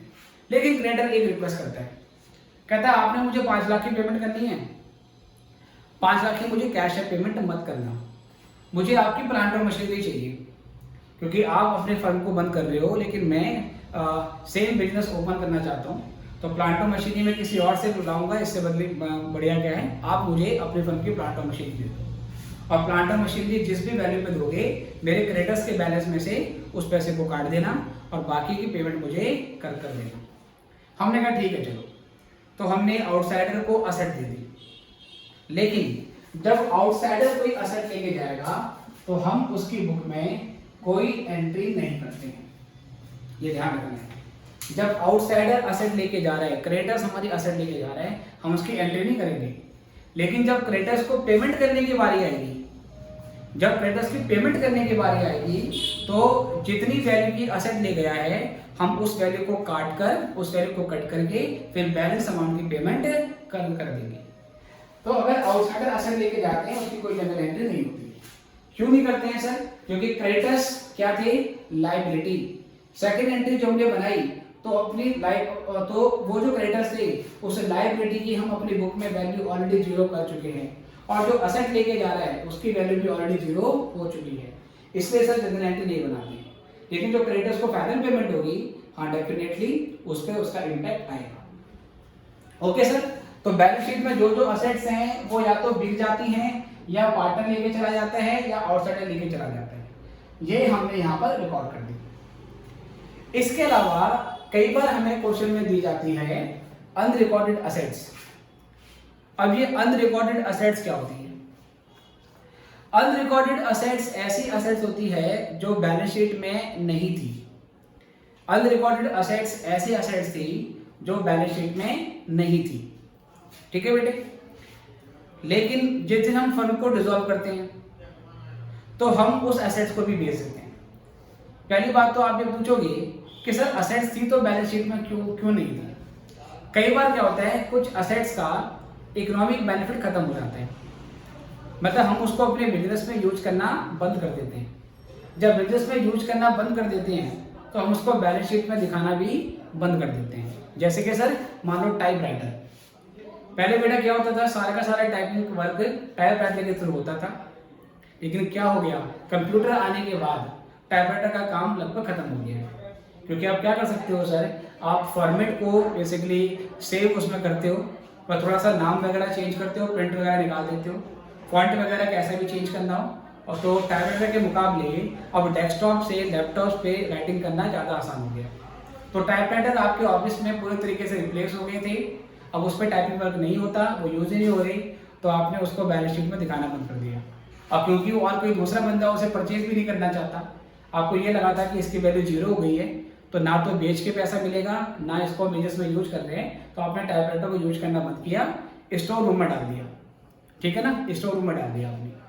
लेकिन जब फर्म बंद होगी तो आप कूड़ा भी बेचते हो, असेट्स तो बेचोगे ही। जो स्टोर रूम में गार्बेज पड़ा हुआ है, जो पुरानी असेट्स पड़ी हुई है, टूटी फूटी असेट्स पड़ी हुई है, उसको भी तो बेचोगे। उसके पीछे अगर आप स्क्रैप करोगे, है ना, तो स्क्रैप करने के बदले कुछ तो पैसा मिलेगा। तो ऐसी असेट्स को हम अनरिकॉर्डेड असेट बोलते हैं। तो वो अनरिकॉर्डेड असेट्स या तो बिक जाएंगी, या पार्टनर लेके जाएगा, या कोई आउटसाइडर लेके जाएगा। तो अनरिकॉर्डेड असेट्स के लिए भी यही एंट्री बनाएंगे। ठीक है, बस ध्यान रखना, अनरिकॉर्डेड असेट्स क्योंकि बैलेंस शीट में नहीं होती, इसलिए फर्स्ट एंट्री कौन सी थी जिसमें हम असेट्स को क्लोज कर रहे थे? फर्स्ट एंट्री में हम अनरिकॉर्डेड असेट्स को इंक्लूड नहीं करते हैं, क्योंकि जब वो बुक में थी ही नहीं तो क्लोज करने का मतलब क्या बनेगा। लेकिन जब अनरिकॉर्डेड असेट को बेचा जाएगा या पार्टनर लेके जाएगा, तो सिचुएशन में सेम प्रोसीजर अपनाना पड़ेगा, डिपेंडिंग ऑन कि तीनों में से कौन सा केस है। तो मैंने यहाँ पे लिखा रियलाइजेशन ऑफ असेट्स, इसी के आगे मैं ऐड कर देता हूं इंक्लूडिंग अनरिकॉर्डेड असेट्स। अगर कोई अनरिकॉर्डेड असेट्स हैं तो उसका सेम प्रोसीजर आपको अप्लाई करना पड़ेगा। I guess this is okay, right sir. चौथा यहां से पॉइंट आएगा हमारे पास, settlement of liability. Settlement of liabilities. अब लायबिलिटीज को सेटल किया जाएगा। लायबिलिटी को सेटल करने का मतलब है लायबिलिटी को खत्म करेंगे। लायबिलिटी खत्म कैसे होगी बेटा? पहला point, payment of liabilities. Payment of liabilities. अब हम लायबिलिटी को खत्म करेंगे बेटे, ठीक है। लायबिलिटी को खत्म करेंगे तो इसका मतलब पेमेंट हो रही है। पहली बात तो पेमेंट होगी तो कैश जाएगा, कैश जाएगा बेटा, तो आप बैंक अकाउंट को करोगे क्रेडिट, राइट। अगर लायबिलिटी की पेमेंट हो रही है, कैश जा रहा है, तो कैश अकाउंट या बैंक अकाउंट को कर दो क्रेडिट। और लायबिलिटी की पेमेंट करेंगे तो लॉस है, लॉस के केस में रियलाइजेशन क्या हो जाएगा? डेबिट। तो रियलाइजेशन अकाउंट डेबिट।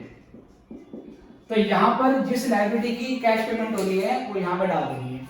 जैसे बोलेगा लायबिलिटी साइड में क्रेडिटर्स 1 लाख रुपए के थे, हमने उन क्रेडिटर्स को 60,000 रुपए की पेमेंट कर दी in full and final settlements, तो 60,000 से एंट्री बनेगी रियलाइजेशन टू बैंक। इस जनरल एंट्री में क्रेडिटर्स का नाम नहीं आएगा, क्योंकि सेकंड एंट्री में हम क्रेडिटर्स अकाउंट को ऑलरेडी क्लोज कर चुके हैं। क्रेडिटर्स को कम दे रहे हैं, ज्यादा दे रहे हैं, उससे फर्क नहीं पड़ता, जो अमाउंट एक्चुअल में पे हुई है वो यहाँ पर डाल देंगे। ऐसी बिल्स पेबल की पेमेंट हुई है, सेम एंट्री। बैंक लोन की पेमेंट हुई है, सेम एंट्री। अगर क्रेडिटर्स 2 लाख रुपए का था, क्रेडिटर्स 2 लाख में से 1.5 लाख रुपए का प्लांट और मशीनरी लेके गया था, बचा 50,000, तो 50,000 की पेमेंट हुई है, तो 50 से ये एंट्री बनेगी। 1.5 लाख की जो असेट लेके गया है क्रेडिटर, उसकी यहाँ पर कोई एंट्री हम नहीं बनाते हैं, बट फाइनल पेमेंट की एंट्री बना देते हैं। तो किसी भी लायबिलिटी की एंट्री होगी, किसी भी अगर लायबिलिटी की कैश में पेमेंट होगी तो एंट्री बनी है रियलाइजेशन टू बैंक। और किस अमाउंट से एंट्री बनेगी? कितना हमने एक्चुअल में पे कर दिया। तो यहां पे लिखेंगे हम अमाउंट पे, जितना अमाउंट हमने पे कर दिया, ठीक है बेटा। चलो जी, उसके बाद second possibility, liability taken over by partner. जैसे कोई पार्टनर असेट लेके जाता है, वैसे ही कोई पार्टनर लायबिलिटी को भी टेक ओवर कर लेता है। लायबिलिटी को टेक ओवर करने का मतलब क्या है? सपोज फर्म ने पार्टनर्स की वाइफ से लोन लिया हुआ था, मतलब पार्टनर है Mr A, Mr B, Mr सी।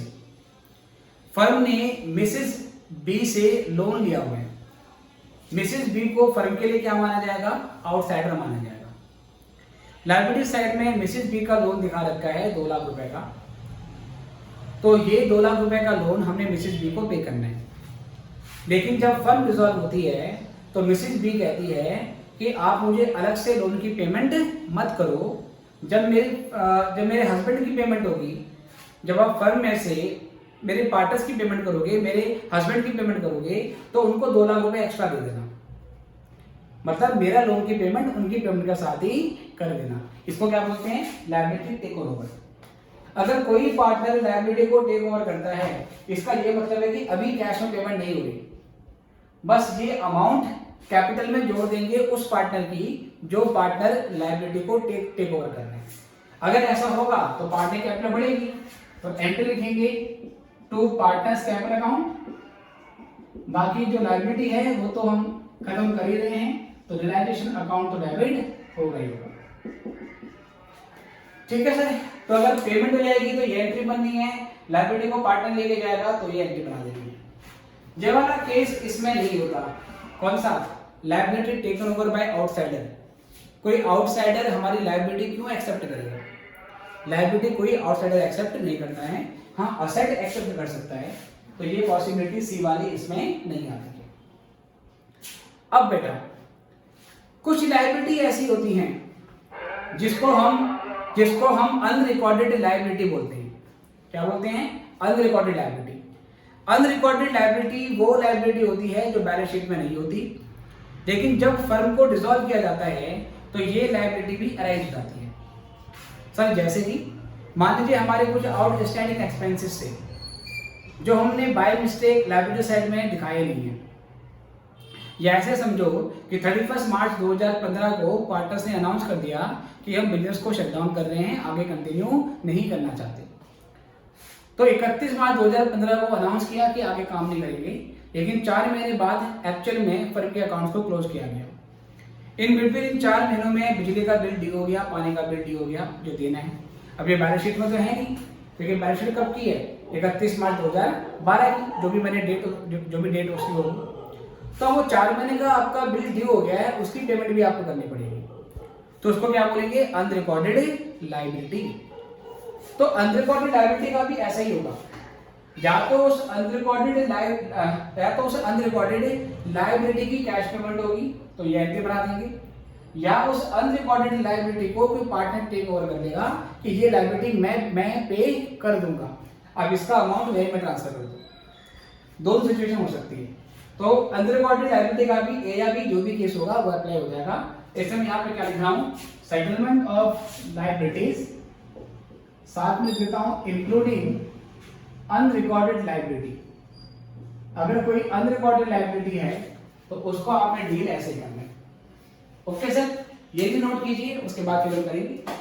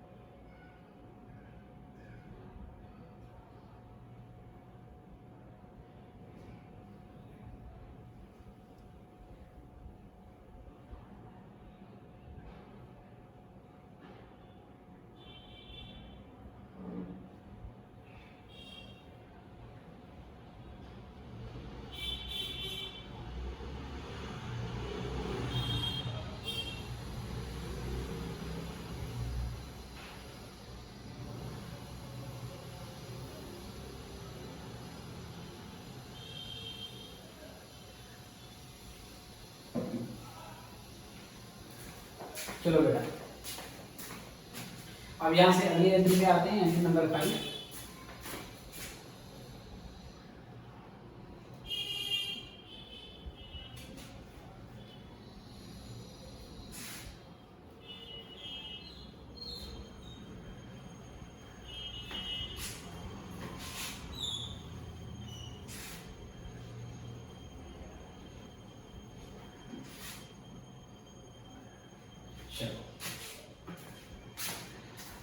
तो सबसे पहले बेटा बात करते हैं यहाँ से अगली एंट्री पे, पॉइंट नंबर 5। पॉइंट नंबर 5 आता है आपका रियलाइजेशन एक्सपेंसेस। ठीक है बेटे, या बोलते हैं इसको डिसोल्यूशन एक्सपेंसेस। रियलाइजेशन एक्सपेंसेस या डिसोल्यूशन एक्सपेंसेस क्या चीज होती है बेटे? जब पार्टनरशिप फर्म को डिसॉल्व किया जाता है तो पार्टनरशिप फर्म को डिसॉल्व करने के टाइम पे कुछ खर्चा भी होता है। खर्चा क्या क्या होगा बेटा? सबसे पहले तो क्या होगा, जितने भी फर्म के स्टेक होल्डर होते हैं, लाइक फर्म के डेटर होते हैं, क्रेडिटर्स होते हैं, बैकग्राउंड वाले होते हैं, सबको इन्फॉर्म किया जाता है कि हम आगे बिजनेस कंटिन्यू नहीं करना चाहते, तो जो भी लेना देना है उसको जल्दी से जल्दी सेटल किया जाए। डेटर को बोलते हैं कि आप जल्दी पैसे दे दो, और जो क्रेडिटर्स हैं उसको बोलते हैं कि हम आपकी पेमेंट करने वाले हैं। तो ये सारी प्रोसेस में बेटा खर्चा होता है। और असेट्स को एक एक करके बेचते हैं।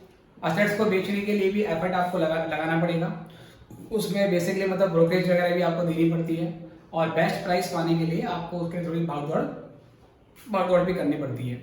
इस पूरी प्रोसेस में बेटा खर्चा होता है। उस खर्चे को क्या बोलते हैं हम? Realisation expenses. अब वो खर्चा या तो फर्म पे करती है, या वो पार्टनर पे, या कोई पार्टनर पे करता है। वैसे तो इस खर्चे की पेमेंट फर्म के बैलेंस में से होती है, क्योंकि फर्म अगर डिसॉल्व हो रही है तो ये एक्सपेंस फर्म की बुक में बुक किया जाएगा और फर्म के कैश से ही इसकी पेमेंट होगी, राइट। लेकिन कभी कभार ऐसा होता है, एक पार्टनर होता है जो फर्म को डिसॉल्व करने की सारी जिम्मेदारी अपने ऊपर ले लेता है।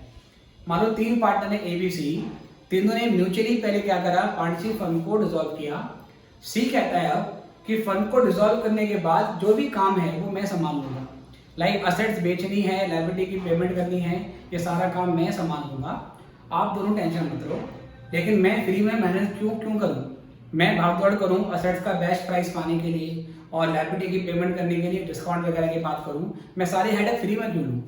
तो C बोलता है A और B से कि आप मुझे 50,000 रुपए की पेमेंट 50,000 रुपए की पेमेंट कर देना, और फर्म को डिसॉल्व करने पे जो भी काम करना होगा वो सारा काम मैं करूंगा, और फर्म को डिसॉल्व करने के दौरान कुछ खर्चा होगा वो खर्चा मैं अपनी जेब से दे दूंगा। ऐसा भी हो सकता है। तो जो एक्सपेंसेस हैं उसकी पेमेंट या तो फर्म करती है या पार्टनर करता है, तो उससे रिलेटेड जनरल एंट्री आपकी बनती है। रियलाइजेशन एक्सपेंसेस, ठीक है, इसकी 4 वैरायटी है बेटा, 4 केस होते हैं, आपको ध्यान रखना है। तो पहला केस क्या है? If realization expenses are paid and borne by firm। जब रियलाइजेशन के एक्सपेंसेस फर्म पे करती है, मतलब फर्म के कैश में जिसकी पेमेंट होती है, और फर्म बॉर्न करती है, मतलब इसको फर्म का एक्सपेंस माना जाता है। बॉर्न करने का मतलब है फर्म का एक्सपेंस है, और पेड करने का मतलब है फर्म के कैश और बैंक बैलेंस में जिसकी पेमेंट हो रही है। मतलब पार्टनर्स जिम्मेदारी नहीं लेते, वो कोई आउटसाइडर अपॉइंट कर देते हैं, उसको हायर कर लेते हैं, कहते हैं भैया हम फर्म बंद कर रहे हैं, तुम हमारे लिए काम करो, और डिस्ट्रीब्यूशन से रिलेटेड सारी की सारी जो बेसिकली मतलब प्रोसीजर है उसको आप फॉलो करो, और जो भी खर्चा आएगा उसके पैसे हम दे देंगे। तो बेटा क्या एंट्री होगी? इसकी एंट्री होती है फिर realisation account debit to bank account या to cash account. Maximum case में आपको यही एंट्री करनी पड़ती है। कभी कभार क्वेश्चन साइलेंट होता है, क्वेश्चन ये बताता नहीं है कि भाई रियलाइजेशन एक्सपेंसेस पे किसने करे, बॉर्न किसने करे। सिंपल बोल देता है, क्या बोलेगा? Realisation expenses incurred ₹15,000। बताया नहीं है किसने पे किया, किसने बॉर्न किया। तो आप पहला केस मानोगे कि फर्म ने पे करे हैं और फर्म ने बॉर्न करे हैं, तो ये एंट्री बना के बात खत्म हो जाएगी। दूसरी पॉसिबिलिटी बेटा यहां से, possibility B, if realization expenses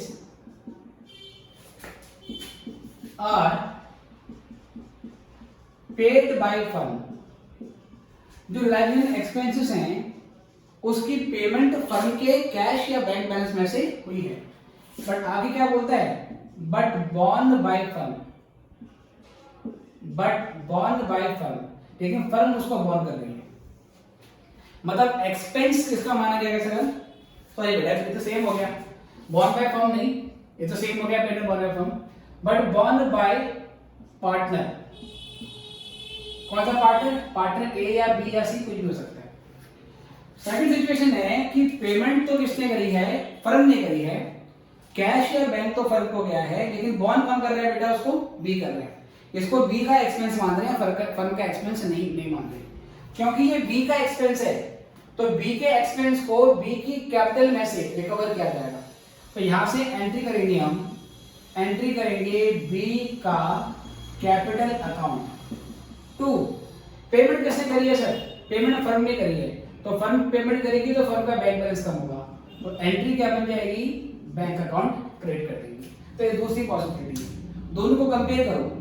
पहली पॉसिबिलिटी में रिलैक्सेशन एक्सपेंसेस फर्म ने पे करे, फर्म ने कौन करे, तो फर्म का कैश गया और फर्म का ही एक्सपेंस है, इसके डेबिट होगा रिलैक्सेशन अकाउंट। दूसरी वाली पॉसिबिलिटी में पेमेंट तो फर्म ने करी है, ये चीज दोनों में कॉमन है, लेकिन बॉन्ड कौन कर रहा है? बी। तो कोई पार्टनर बॉन्ड करेगा तो उसकी कैपिटल से रिकवर करेंगे, तो बी के कैपिटल अकाउंट को डेबिट कर दिया। तीसरी पॉसिबिलिटी यहां से बन के आती है बेटा हमारे पास, पॉसिबिलिटी सी, वो है realisation expenses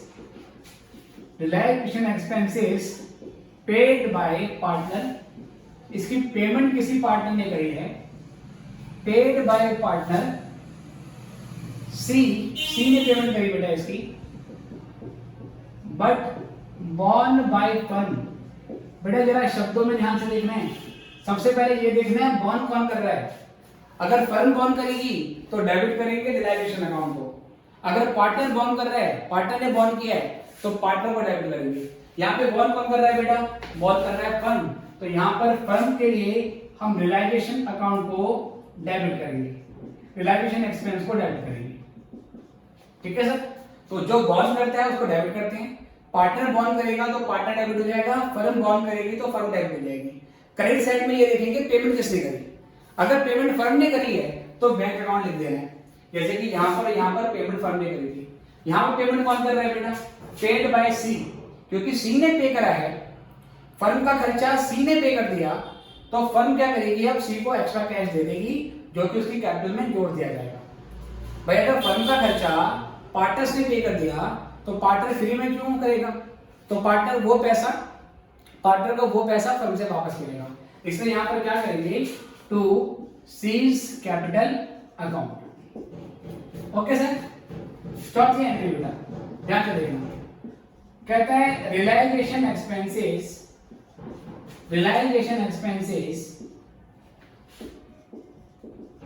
paid and borne by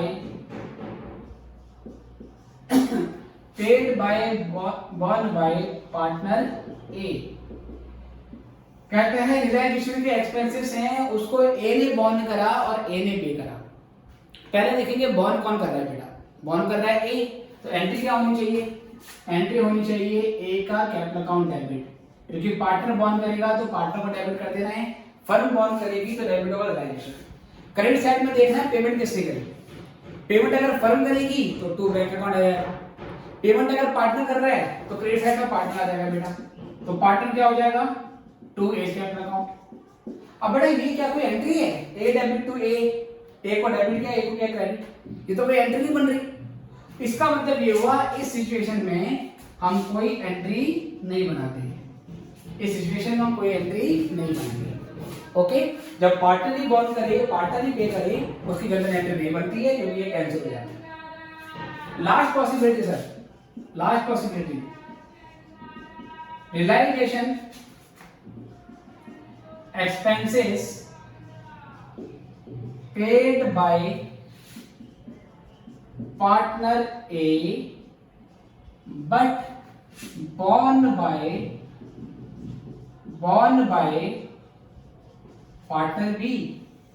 दूसरी पॉसिबिलिटी है रियलाइजेशन एक्सपेंसेस बी बॉर्न कर रहा है और ए ने पे किया है, अलग अलग पार्टनर हैं। तो पहले देखेंगे बॉर्न किसने किया? बॉर्न किया है बी ने, तो हम क्या करेंगे? बी के कैपिटल अकाउंट को डेबिट कर देंगे, बी के कैपिटल अकाउंट को डेबिट कर देंगे। और बेटा क्रेडिट किसको करेंगे? जिसने पे करा है। फर्म पे करेगी तो बैंक अकाउंट, है ना?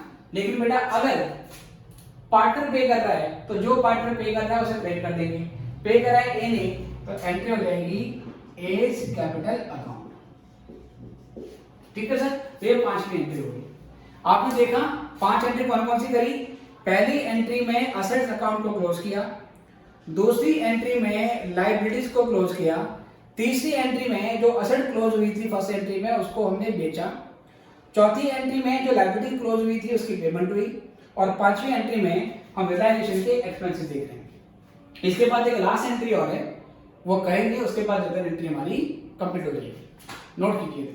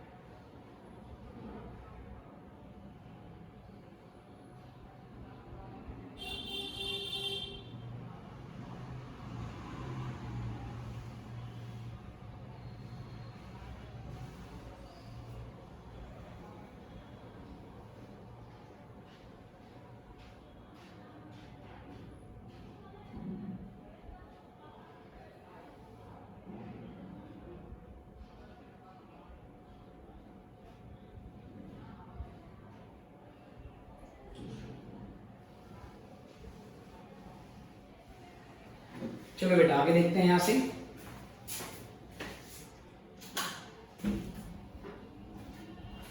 अब यहां से लास्ट एंट्री में आएंगे, विच इज एंट्री नंबर 6। ये पांचवें एंट्री के बाद हम रियलाइजेशन अकाउंट में प्रॉफिट या लॉस निकालते हैं, और जो प्रॉफिट या लॉस आएगा बेटा फिर हम उसकी एंट्री बनाएंगे।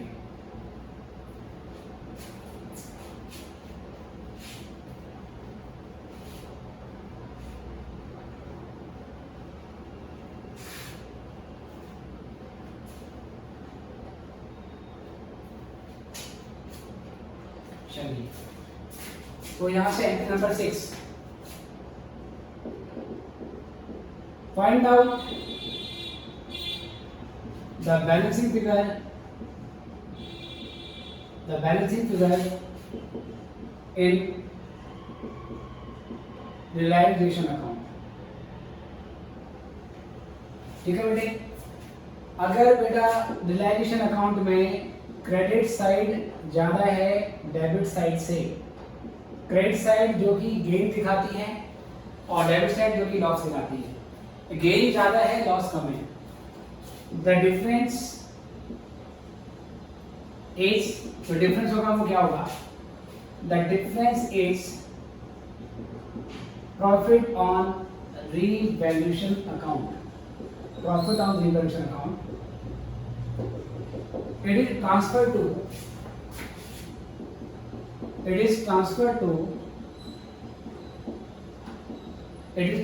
to partners capital account. जो डिफरेंस होगा बेटा उसको हम पार्टनर्स के कैपिटल अकाउंट में ट्रांसफर कर देंगे। तो बेटा क्या एंट्री बनेगी इसकी, अगर हम प्रॉफिट पार्टनर्स में बांट रहे हैं तो पार्टनर की कैपिटल बढ़ेगी, और जब भी कैपिटल बढ़ती है तो उसको हम करते हैं क्रेडिट। तो एंट्री होगी realisation account debit to partners capital account, realisation account debit to partners capital account. ठीक है बेटा, ये एंट्री होगी। इफ देयर इज लॉस, अगर ऐसा हुआ बेटा क्रेडिट साइड से ज्यादा है डेबिट साइड, तो जो डिफरेंस होगा बेटा वो क्या हो जाएगा, लॉस हो जाएगा। The difference is profit on revaluation account, नहीं बेटा realisation account, sorry my mistake, profit on realisation account, और यहां पे बेटा होगा तो डिफरेंस प्रॉफिट नहीं होगा, यहां पर क्या होगा, लॉस होगा। Difference is loss on realization account, or it is transferred to partners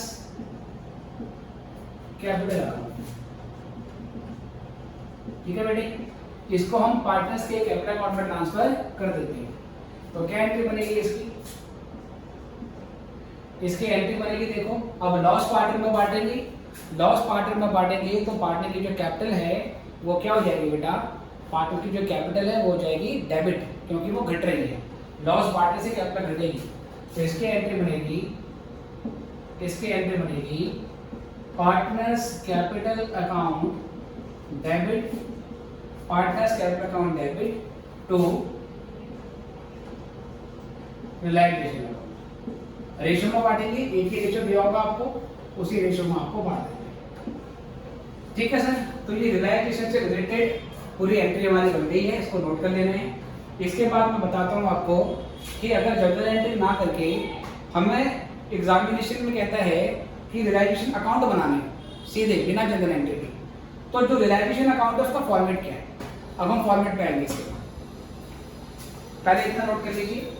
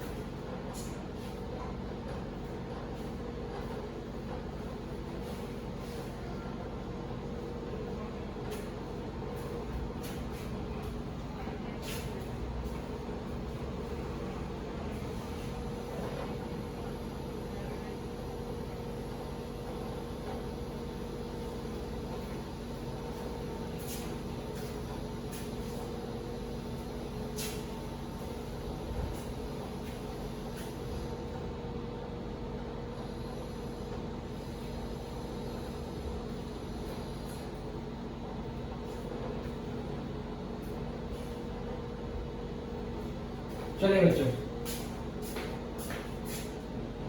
इसको नोट करेंगे।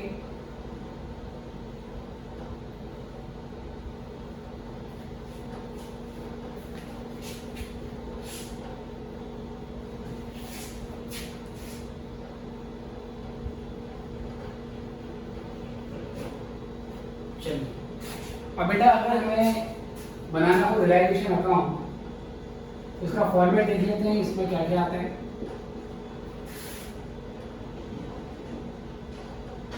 पर्टिकुलर्स, अमाउंट, फिर ये पर्टिकुलर्स और फिर ये अमाउंट, ये है हमारा डेबिट और ये है क्रेडिट। ओके बेटा, देखो सबसे पहले पकड़े के डेबिट साइड। बैलेंस शीट में जितनी भी असेट्स हैं वो सारी की सारी असेट्स आपको बैलेंस शीट की वैल्यू पे यहाँ डेबिट साइड पर डाल देनी है। बस कैश बैलेंस नहीं आएगा यहाँ पर, बैंक बैलेंस नहीं आएगा और उसके अलावा फिक्टिशियस असेट नहीं आएगी। तो यहाँ पर हम एंट्री लिखेंगे। बैलेंस शीट में जो जो असेट है बेटा सारे लिख दो। कौन कौन से असेट्स होंगी, वहाँ पर हो सकती है फिक्स असेट्स जैसे कि प्लांट और मशीनरी, ये लिख देंगे बेटा एक एक करके। उसके बाद to land and building account, land and building account, और बेटा फर्नीचर अकाउंट और गुडविल अकाउंट, और बेटे प्लांट और मशीनरी हो गया, लैंड बिल्डिंग हो गया, फर्नीचर हो गया, गुडविल हो गया। इसके अलावा बेटा और बताओ क्या हो सकता है, मोटर व्हीकल हो सकता है, अगर पेटेंट्स और कॉपीराइट भी होगा वो भी आ जाएगा। करंट असेट में बेटा स्टॉक आ जाएगा, यहाँ पर डेटर भी आ जाएगा, और डेटर्स आपको यहाँ पर फुल अमाउंट पे दिखाने हैं, या बोल सकते हैं ग्रॉस वैल्यू। ग्रॉस वैल्यू का मतलब फुल अमाउंट, मतलब provision for bad date less करने से पहले का जो अमाउंट था वो आपको यहाँ पे दिखाते हैं। उसके अलावा बेटा प्रीपेड एक्सपेंसेस, एक्रूड इनकम, ठीक है सर, एक्सेट्रा एक्सेट्रा, इन्वेस्टमेंट, जितनी भी बेटा असेट्स हैं वो सारी यहाँ पर आ जाएंगी एक्सेट्रा। तो क्या कर देना है सर, ये दिखाना है all assets from balance sheet except cash नहीं आएगा, बैंक नहीं आएगा और फिक्टिशियस असेट्स नहीं आएगी। बाकी बैलेंस शीट में जो जो असेट है बेटा वो सारे असेट आपको यहाँ पर डाल देनी है। तो असेट यहाँ ट्रांसफर कर दी, ये ट्रांसफर करते ही असेट अकाउंट क्लोज हो जाती है। तो जो हमने पहली जनरल एंट्री बनाई थी वो जनरल एंट्री की पोस्टिंग यहाँ पर होगी। अब क्या करेंगे सर, एक्सटर्नल लायबिलिटी को क्लोज करेंगे। तो जितनी भी एक्सटर्नल लायबिलिटी है वो एक्सटर्नल लायबिलिटी यहाँ पर आ जाएगी। एक्सटर्नल लायबिलिटी कौन कौन सी थी बेटे? क्रेडिटर्स, उसके बाद bills payable, outsider loan, outsider के लोन यहां पर आ जाएंगे, जैसे कि सच एज बैंक लोन या बैंक ओवरड्राफ्ट को भी लोन मानते हैं, या पार्टनर्स स्पाउस लोन, पार्टनर की स्पाउस का लोन। स्पाउस मतलब कि वाइफ बोल सकते हो, अगर पार्टनर अगर कौन है सर, अगर हस्बैंड है तो उसकी स्पाउस मतलब कि वाइफ, अगर वाइफ अगर पार्टनर है तो उसका स्पाउस माना जाएगा हस्बैंड, वो आपका यहाँ पर आ जाएगा। इसके अलावा आउटस्टैंडिंग एक्सपेंसेस, उसके बाद बाय क्या नाम है सर, एडवांस इनकम। ठीक है बेटे, ये क्या है? ये है all external liability, all external liability from balance sheet. Balance sheet से जितनी भी एक्सटर्नल लायबिलिटी है वो आपको यहाँ पर दिखा देनी है। इसके अलावा बेटा provision for debt, provision for bad debt, जो डेटर में बैलेंस शीट में लेस करके दिखा रखा था, वो प्रोविजन हम यहाँ पे डाल देंगे by provision for bad date. ठीक है बेटे, अगर सपोज मान लो प्रोविजन फॉर डेप्रिसिएशन था, लाइक प्लांट और मशीनरी पे 50 लाख की प्लांट और मशीनरी है, उसमें लेस हो रखा है 20 लाख का प्रोविजन फॉर डेप्रिसिएशन। यहाँ प्लांट और मशीनरी पूरी 50 लाख पे आएगी, और जो उसका 20 लाख का प्रोविजन फॉर डेप्रिसिएशन है वो भी यहाँ पर आएगा। ठीक है बेटा। और सर कई बार हमें असेट साइड में इन्वेस्टमेंट दी होती है, और लायबिलिटी साइड में क्या दिया होगा? Investment fluctuation fund. तो अगर किसी असेट के नाम से कोई फंड होगा या असेट के नाम से रिजर्व दिया होगा, तो वो भी रिलायबिलिटी अकाउंट में आएगा क्रेडिट साइड में, क्योंकि इन्वेस्टमेंट यहाँ पर है, तो इन्वेस्टमेंट से रिलेटेड जो रिजर्व या फंड है वो भी आपको यहाँ पर दिखाते हैं। तो बाय इन्वेस्टमेंट फ्लक्चुएशन रिजर्व, मतलब मैंने ये बोला कि असेट से रिलेटेड, असेट रिलेटेड कोई प्रोविजन हो, असेट से रिलेटेड कोई रिजर्व हो या फंड हो, वो भी आपको यहाँ पे डाल देंगे। ओके सर, चलो जी। अगर बिल्डिंग फंड होगा, बिल्डिंग फंड भी यहाँ पर आ जाएगा। असेट के नाम से कोई भी रिजर्व हो, फंड हो, प्रोविजन हो, सारा का सारा आपको यहाँ पे दिखा देंगे। जनरल रिजर्व यहाँ पे नहीं आएगा, वो पार्टस में पड़ता है। वर्कमैन कंपनसेशन, जिसके अगेंस्ट कोई क्लेम नहीं है, वो भी पार्टस में बटेगा, वो भी आपको यहाँ पे दिखाना नहीं है। लेकिन अगर वर्कमैन कंपनसेशन रिजर्व के अगेंस्ट कोई क्लेम हो जाए, तो वो क्लेम वाला पोर्शन यहाँ पर आ जाएगा बाय वर्कमैन कंपनसेशन रिजर्व। ये तब आएगा जब इसके ऊपर क्लेम्ड है, तो जितना क्लेम हुआ बेटा वो यहाँ पर आएगा क्लेम पोर्शन। तो असेट यहाँ से क्लोज कर दी बेटी, लायबिलिटी यहाँ से क्लोज कर दी। अब क्या करेंगे देखना, असेट क्लोज कर दी और जो लायबिलिटी बेटा वो मैं क्लोज कर दी। जो ये असेट हमने यहाँ पर क्लोज करी है, अब इन असेट्स को बेचा जाएगा। Plant machinery land building furniture बेचेंगे या पार्टनर लेके जाएगा। असेट्स को बेचने की एंट्री क्रेडिट साइड में डाल देंगे। लायबिलिटीज हमने जो यहाँ पे रिकॉर्ड करी है, इनको सेटल किया जाएगा, मतलब पेमेंट होगी, लायबिलिटी की पेमेंट यहाँ से करेंगे, तो उसकी एंट्री कर लेते हैं। तो ध्यान से देखना बेटा, ये असेट्स मैंने जो यहाँ पे रिकॉर्ड करी, इन असेट्स को अब हम बेचेंगे, तो बेचने की एंट्री यहाँ क्रेडिट साइड से होगी। यहाँ पे लिखोगे बाय बैंक अकाउंट, और ये आ जाएगी सेल ऑफ असेट्स। जो जो असेट बिकी है बेटा, उसकी यहाँ पे लिस्ट बनाएंगे, लाइक प्लांट और मशीनरी से इतना पैसा मिला, बिल्डिंग से इतना पैसा मिला, स्टॉक से इतना पैसा मिला, बिल्डिंग से इतना पैसा मिला, फिर जोड़ के सिंगल अमाउंट बाहर आ जाएगी। मेन हेडिंग क्या रहेगी? बाय बैंक के नाम से। तो ये असेट्स हमारी यहाँ से बिक रही है। अगर बेटा असेट कोई पार्टनर लेके चला गया, अगर असेट पार्टनर लेके चला गया, तो भी यहीं पर एंट्री होगी, पर किसके नाम से? पार्टनर के नाम से, बाय पार्टनर्स कैपिटल अकाउंट। ये हो गया असेट टेकन ओवर। मतलब क्या बन रहा है सर? मतलब ये बन रहा है जो असेट्स हम यहाँ पे शो करते हैं, उन असेट्स को यहाँ से खत्म किया जाता है। खत्म करने का मतलब है, अगर बिकेगी तो बाय बैंक के नाम से, पार्टनर लेके जाएगा तो पार्टीज के नाम से। कभी कभार क्वेश्चन में बैलेंस शीट में कोई असेट्स होती है, उसका क्या हुआ कुछ बताता नहीं है। सपोज बैलेंस शीट में आपको स्टॉक दे रखा है 15,000 रुपए का, और बाद में क्वेश्चन में बताया नहीं है कि स्टॉक कितने में बिका, या स्टॉक कौन पार्टनर ले गया, कितनी वैल्यू पे ले गया, स्टॉक के बारे में मेंशन करने भूल गया। तो जो स्टॉक बैलेंस शीट में है पहले यहाँ तो आएगा, बट क्योंकि उसकी सेल और टेकन ओवर बाय पार्टनर के बारे में कुछ नहीं बोला हुआ, तो फिर यहाँ पर उसकी एंट्री नहीं होगी। यहाँ पर केवल उसी असेट्स की रिकॉर्डिंग हो रही है जिस असेट को या तो बेच रहे हैं या पार्टनर लेके जा रहे हैं। अगर कोई असेट ऐसी है जिसको ना तो बेचा गया ना पार्टनर लेके गया, उसकी यहाँ पर कोई एंट्री नहीं होगी। तो ये असेट्स की यहाँ से हमने अमाउंट कर दी। जो ये एक्सटर्नल लायबिलिटी होती है बेटा, ये जो एक्सटर्नल लायबिलिटी होती है इसको हम यहाँ से पे करेंगे। एक मिनट, ये जो हमारी लायबिलिटी है बेटा, ये जो लायबिलिटी है, ये सब लायबिलिटी थी, ये लायबिलिटी को मैं यहाँ से पे करूंगा सर। ये लायबिलिटी की पेमेंट यहाँ से हो रही है, तो यहाँ पर मैं क्या लिखूंगा, टू बैंक अकाउंट। ये हो गया पेमेंट ऑफ लायबिलिटीज। लायबिलिटीज की पेमेंट हम यहाँ से लिखेंगे। क्रेडिटर्स को कितने पैसे दिए, बिल्स पेपर को कितने पैसे दिए, आउटसाइडर लोन, आउटसाइडिंग एक्सपेंस एडवांस, इसकी कितनी कितनी पेमेंट हो रही है वो आपने यहाँ पर दिखा देंगे। कभी कभार क्या होता है, बैलेंस शीट में कोई लायबिलिटी दी होती है, वो लायबिलिटी पहले यहाँ तो आएगी, लेकिन उस लायबिलिटी के बदले कितनी पेमेंट हुई है वो क्वेश्चन मेंशन नहीं करता। तो ध्यान रखना है, किसी लायबिलिटी के बारे में कुछ ना बोला हो कि उसको कितनी पेमेंट हुई है, तो हमने उसकी यहाँ पर फुल पेमेंट दिखा देनी है। आई रिपीट, किसी लायबिलिटी के बारे में ये बताया ना हो कि उस लायबिलिटी की कितनी पेमेंट हुई।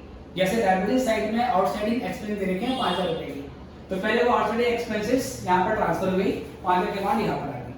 अब इसकी पेमेंट भी दिखानी है, लेकिन आउटसाइडिंग एक्सपेंस के लिए बोला नहीं है कि इसका पेमेंट कितना होगा।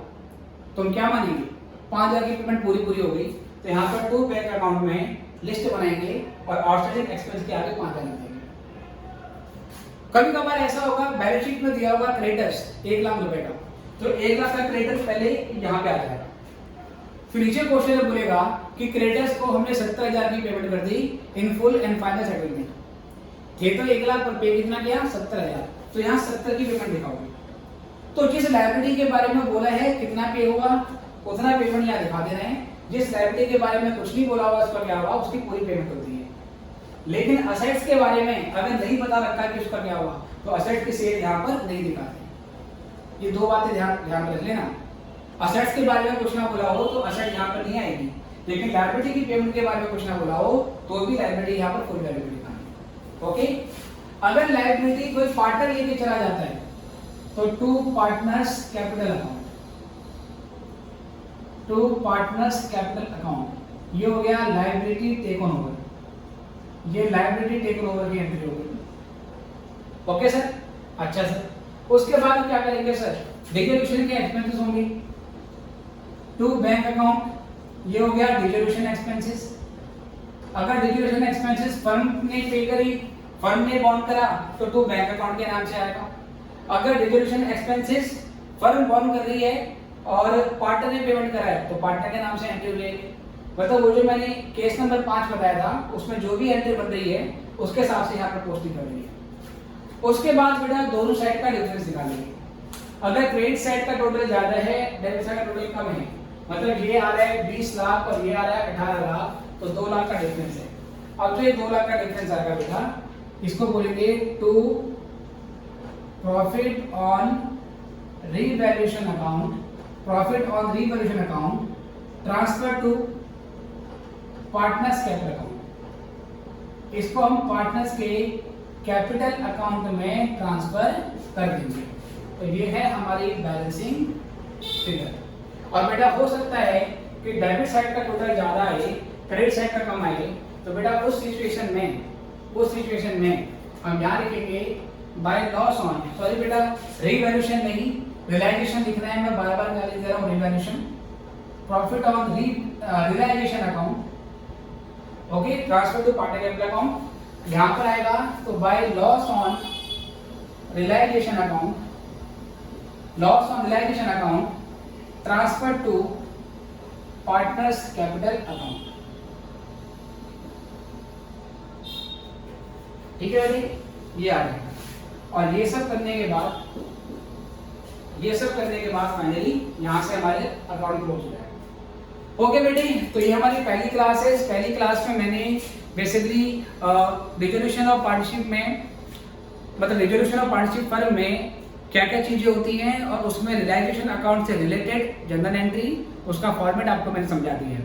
अगले लेक्चर में मैं रियलाइजेशन से रिलेटेड क्वेश्चन और जनरल एंट्री कराऊंगा। फिर उसके बाद हम फुल फ्लैश क्वेश्चन करेंगे कि लाइक एक ही क्वेश्चन में बनाना पड़ेगा रियलाइजेशन अकाउंट, फिर पार्टनर कैपिटल अकाउंट और फिर कैश और बैंक अकाउंट। तो तीनों कैसे करेंगे वो भी हमने आगे के लेक्चर में सीखने हैं। फिलहाल आज के लिए इतना ही। आज की क्लास में केवल कंसेप्ट है, इसको अच्छे से नोट करें और एक दो तीन बार दोबारा पढ़ें इसको। क्योंकि 2-3 बार अच्छे से पढ़ोगे फिर उसके बाद अगली क्लास आपको ढंग से समझ में आएगी। तो बेटा अभी के लिए इतना ही, फिर मिलेंगे आपसे नेक्स्ट क्लास में। गुड बाय बच्चों।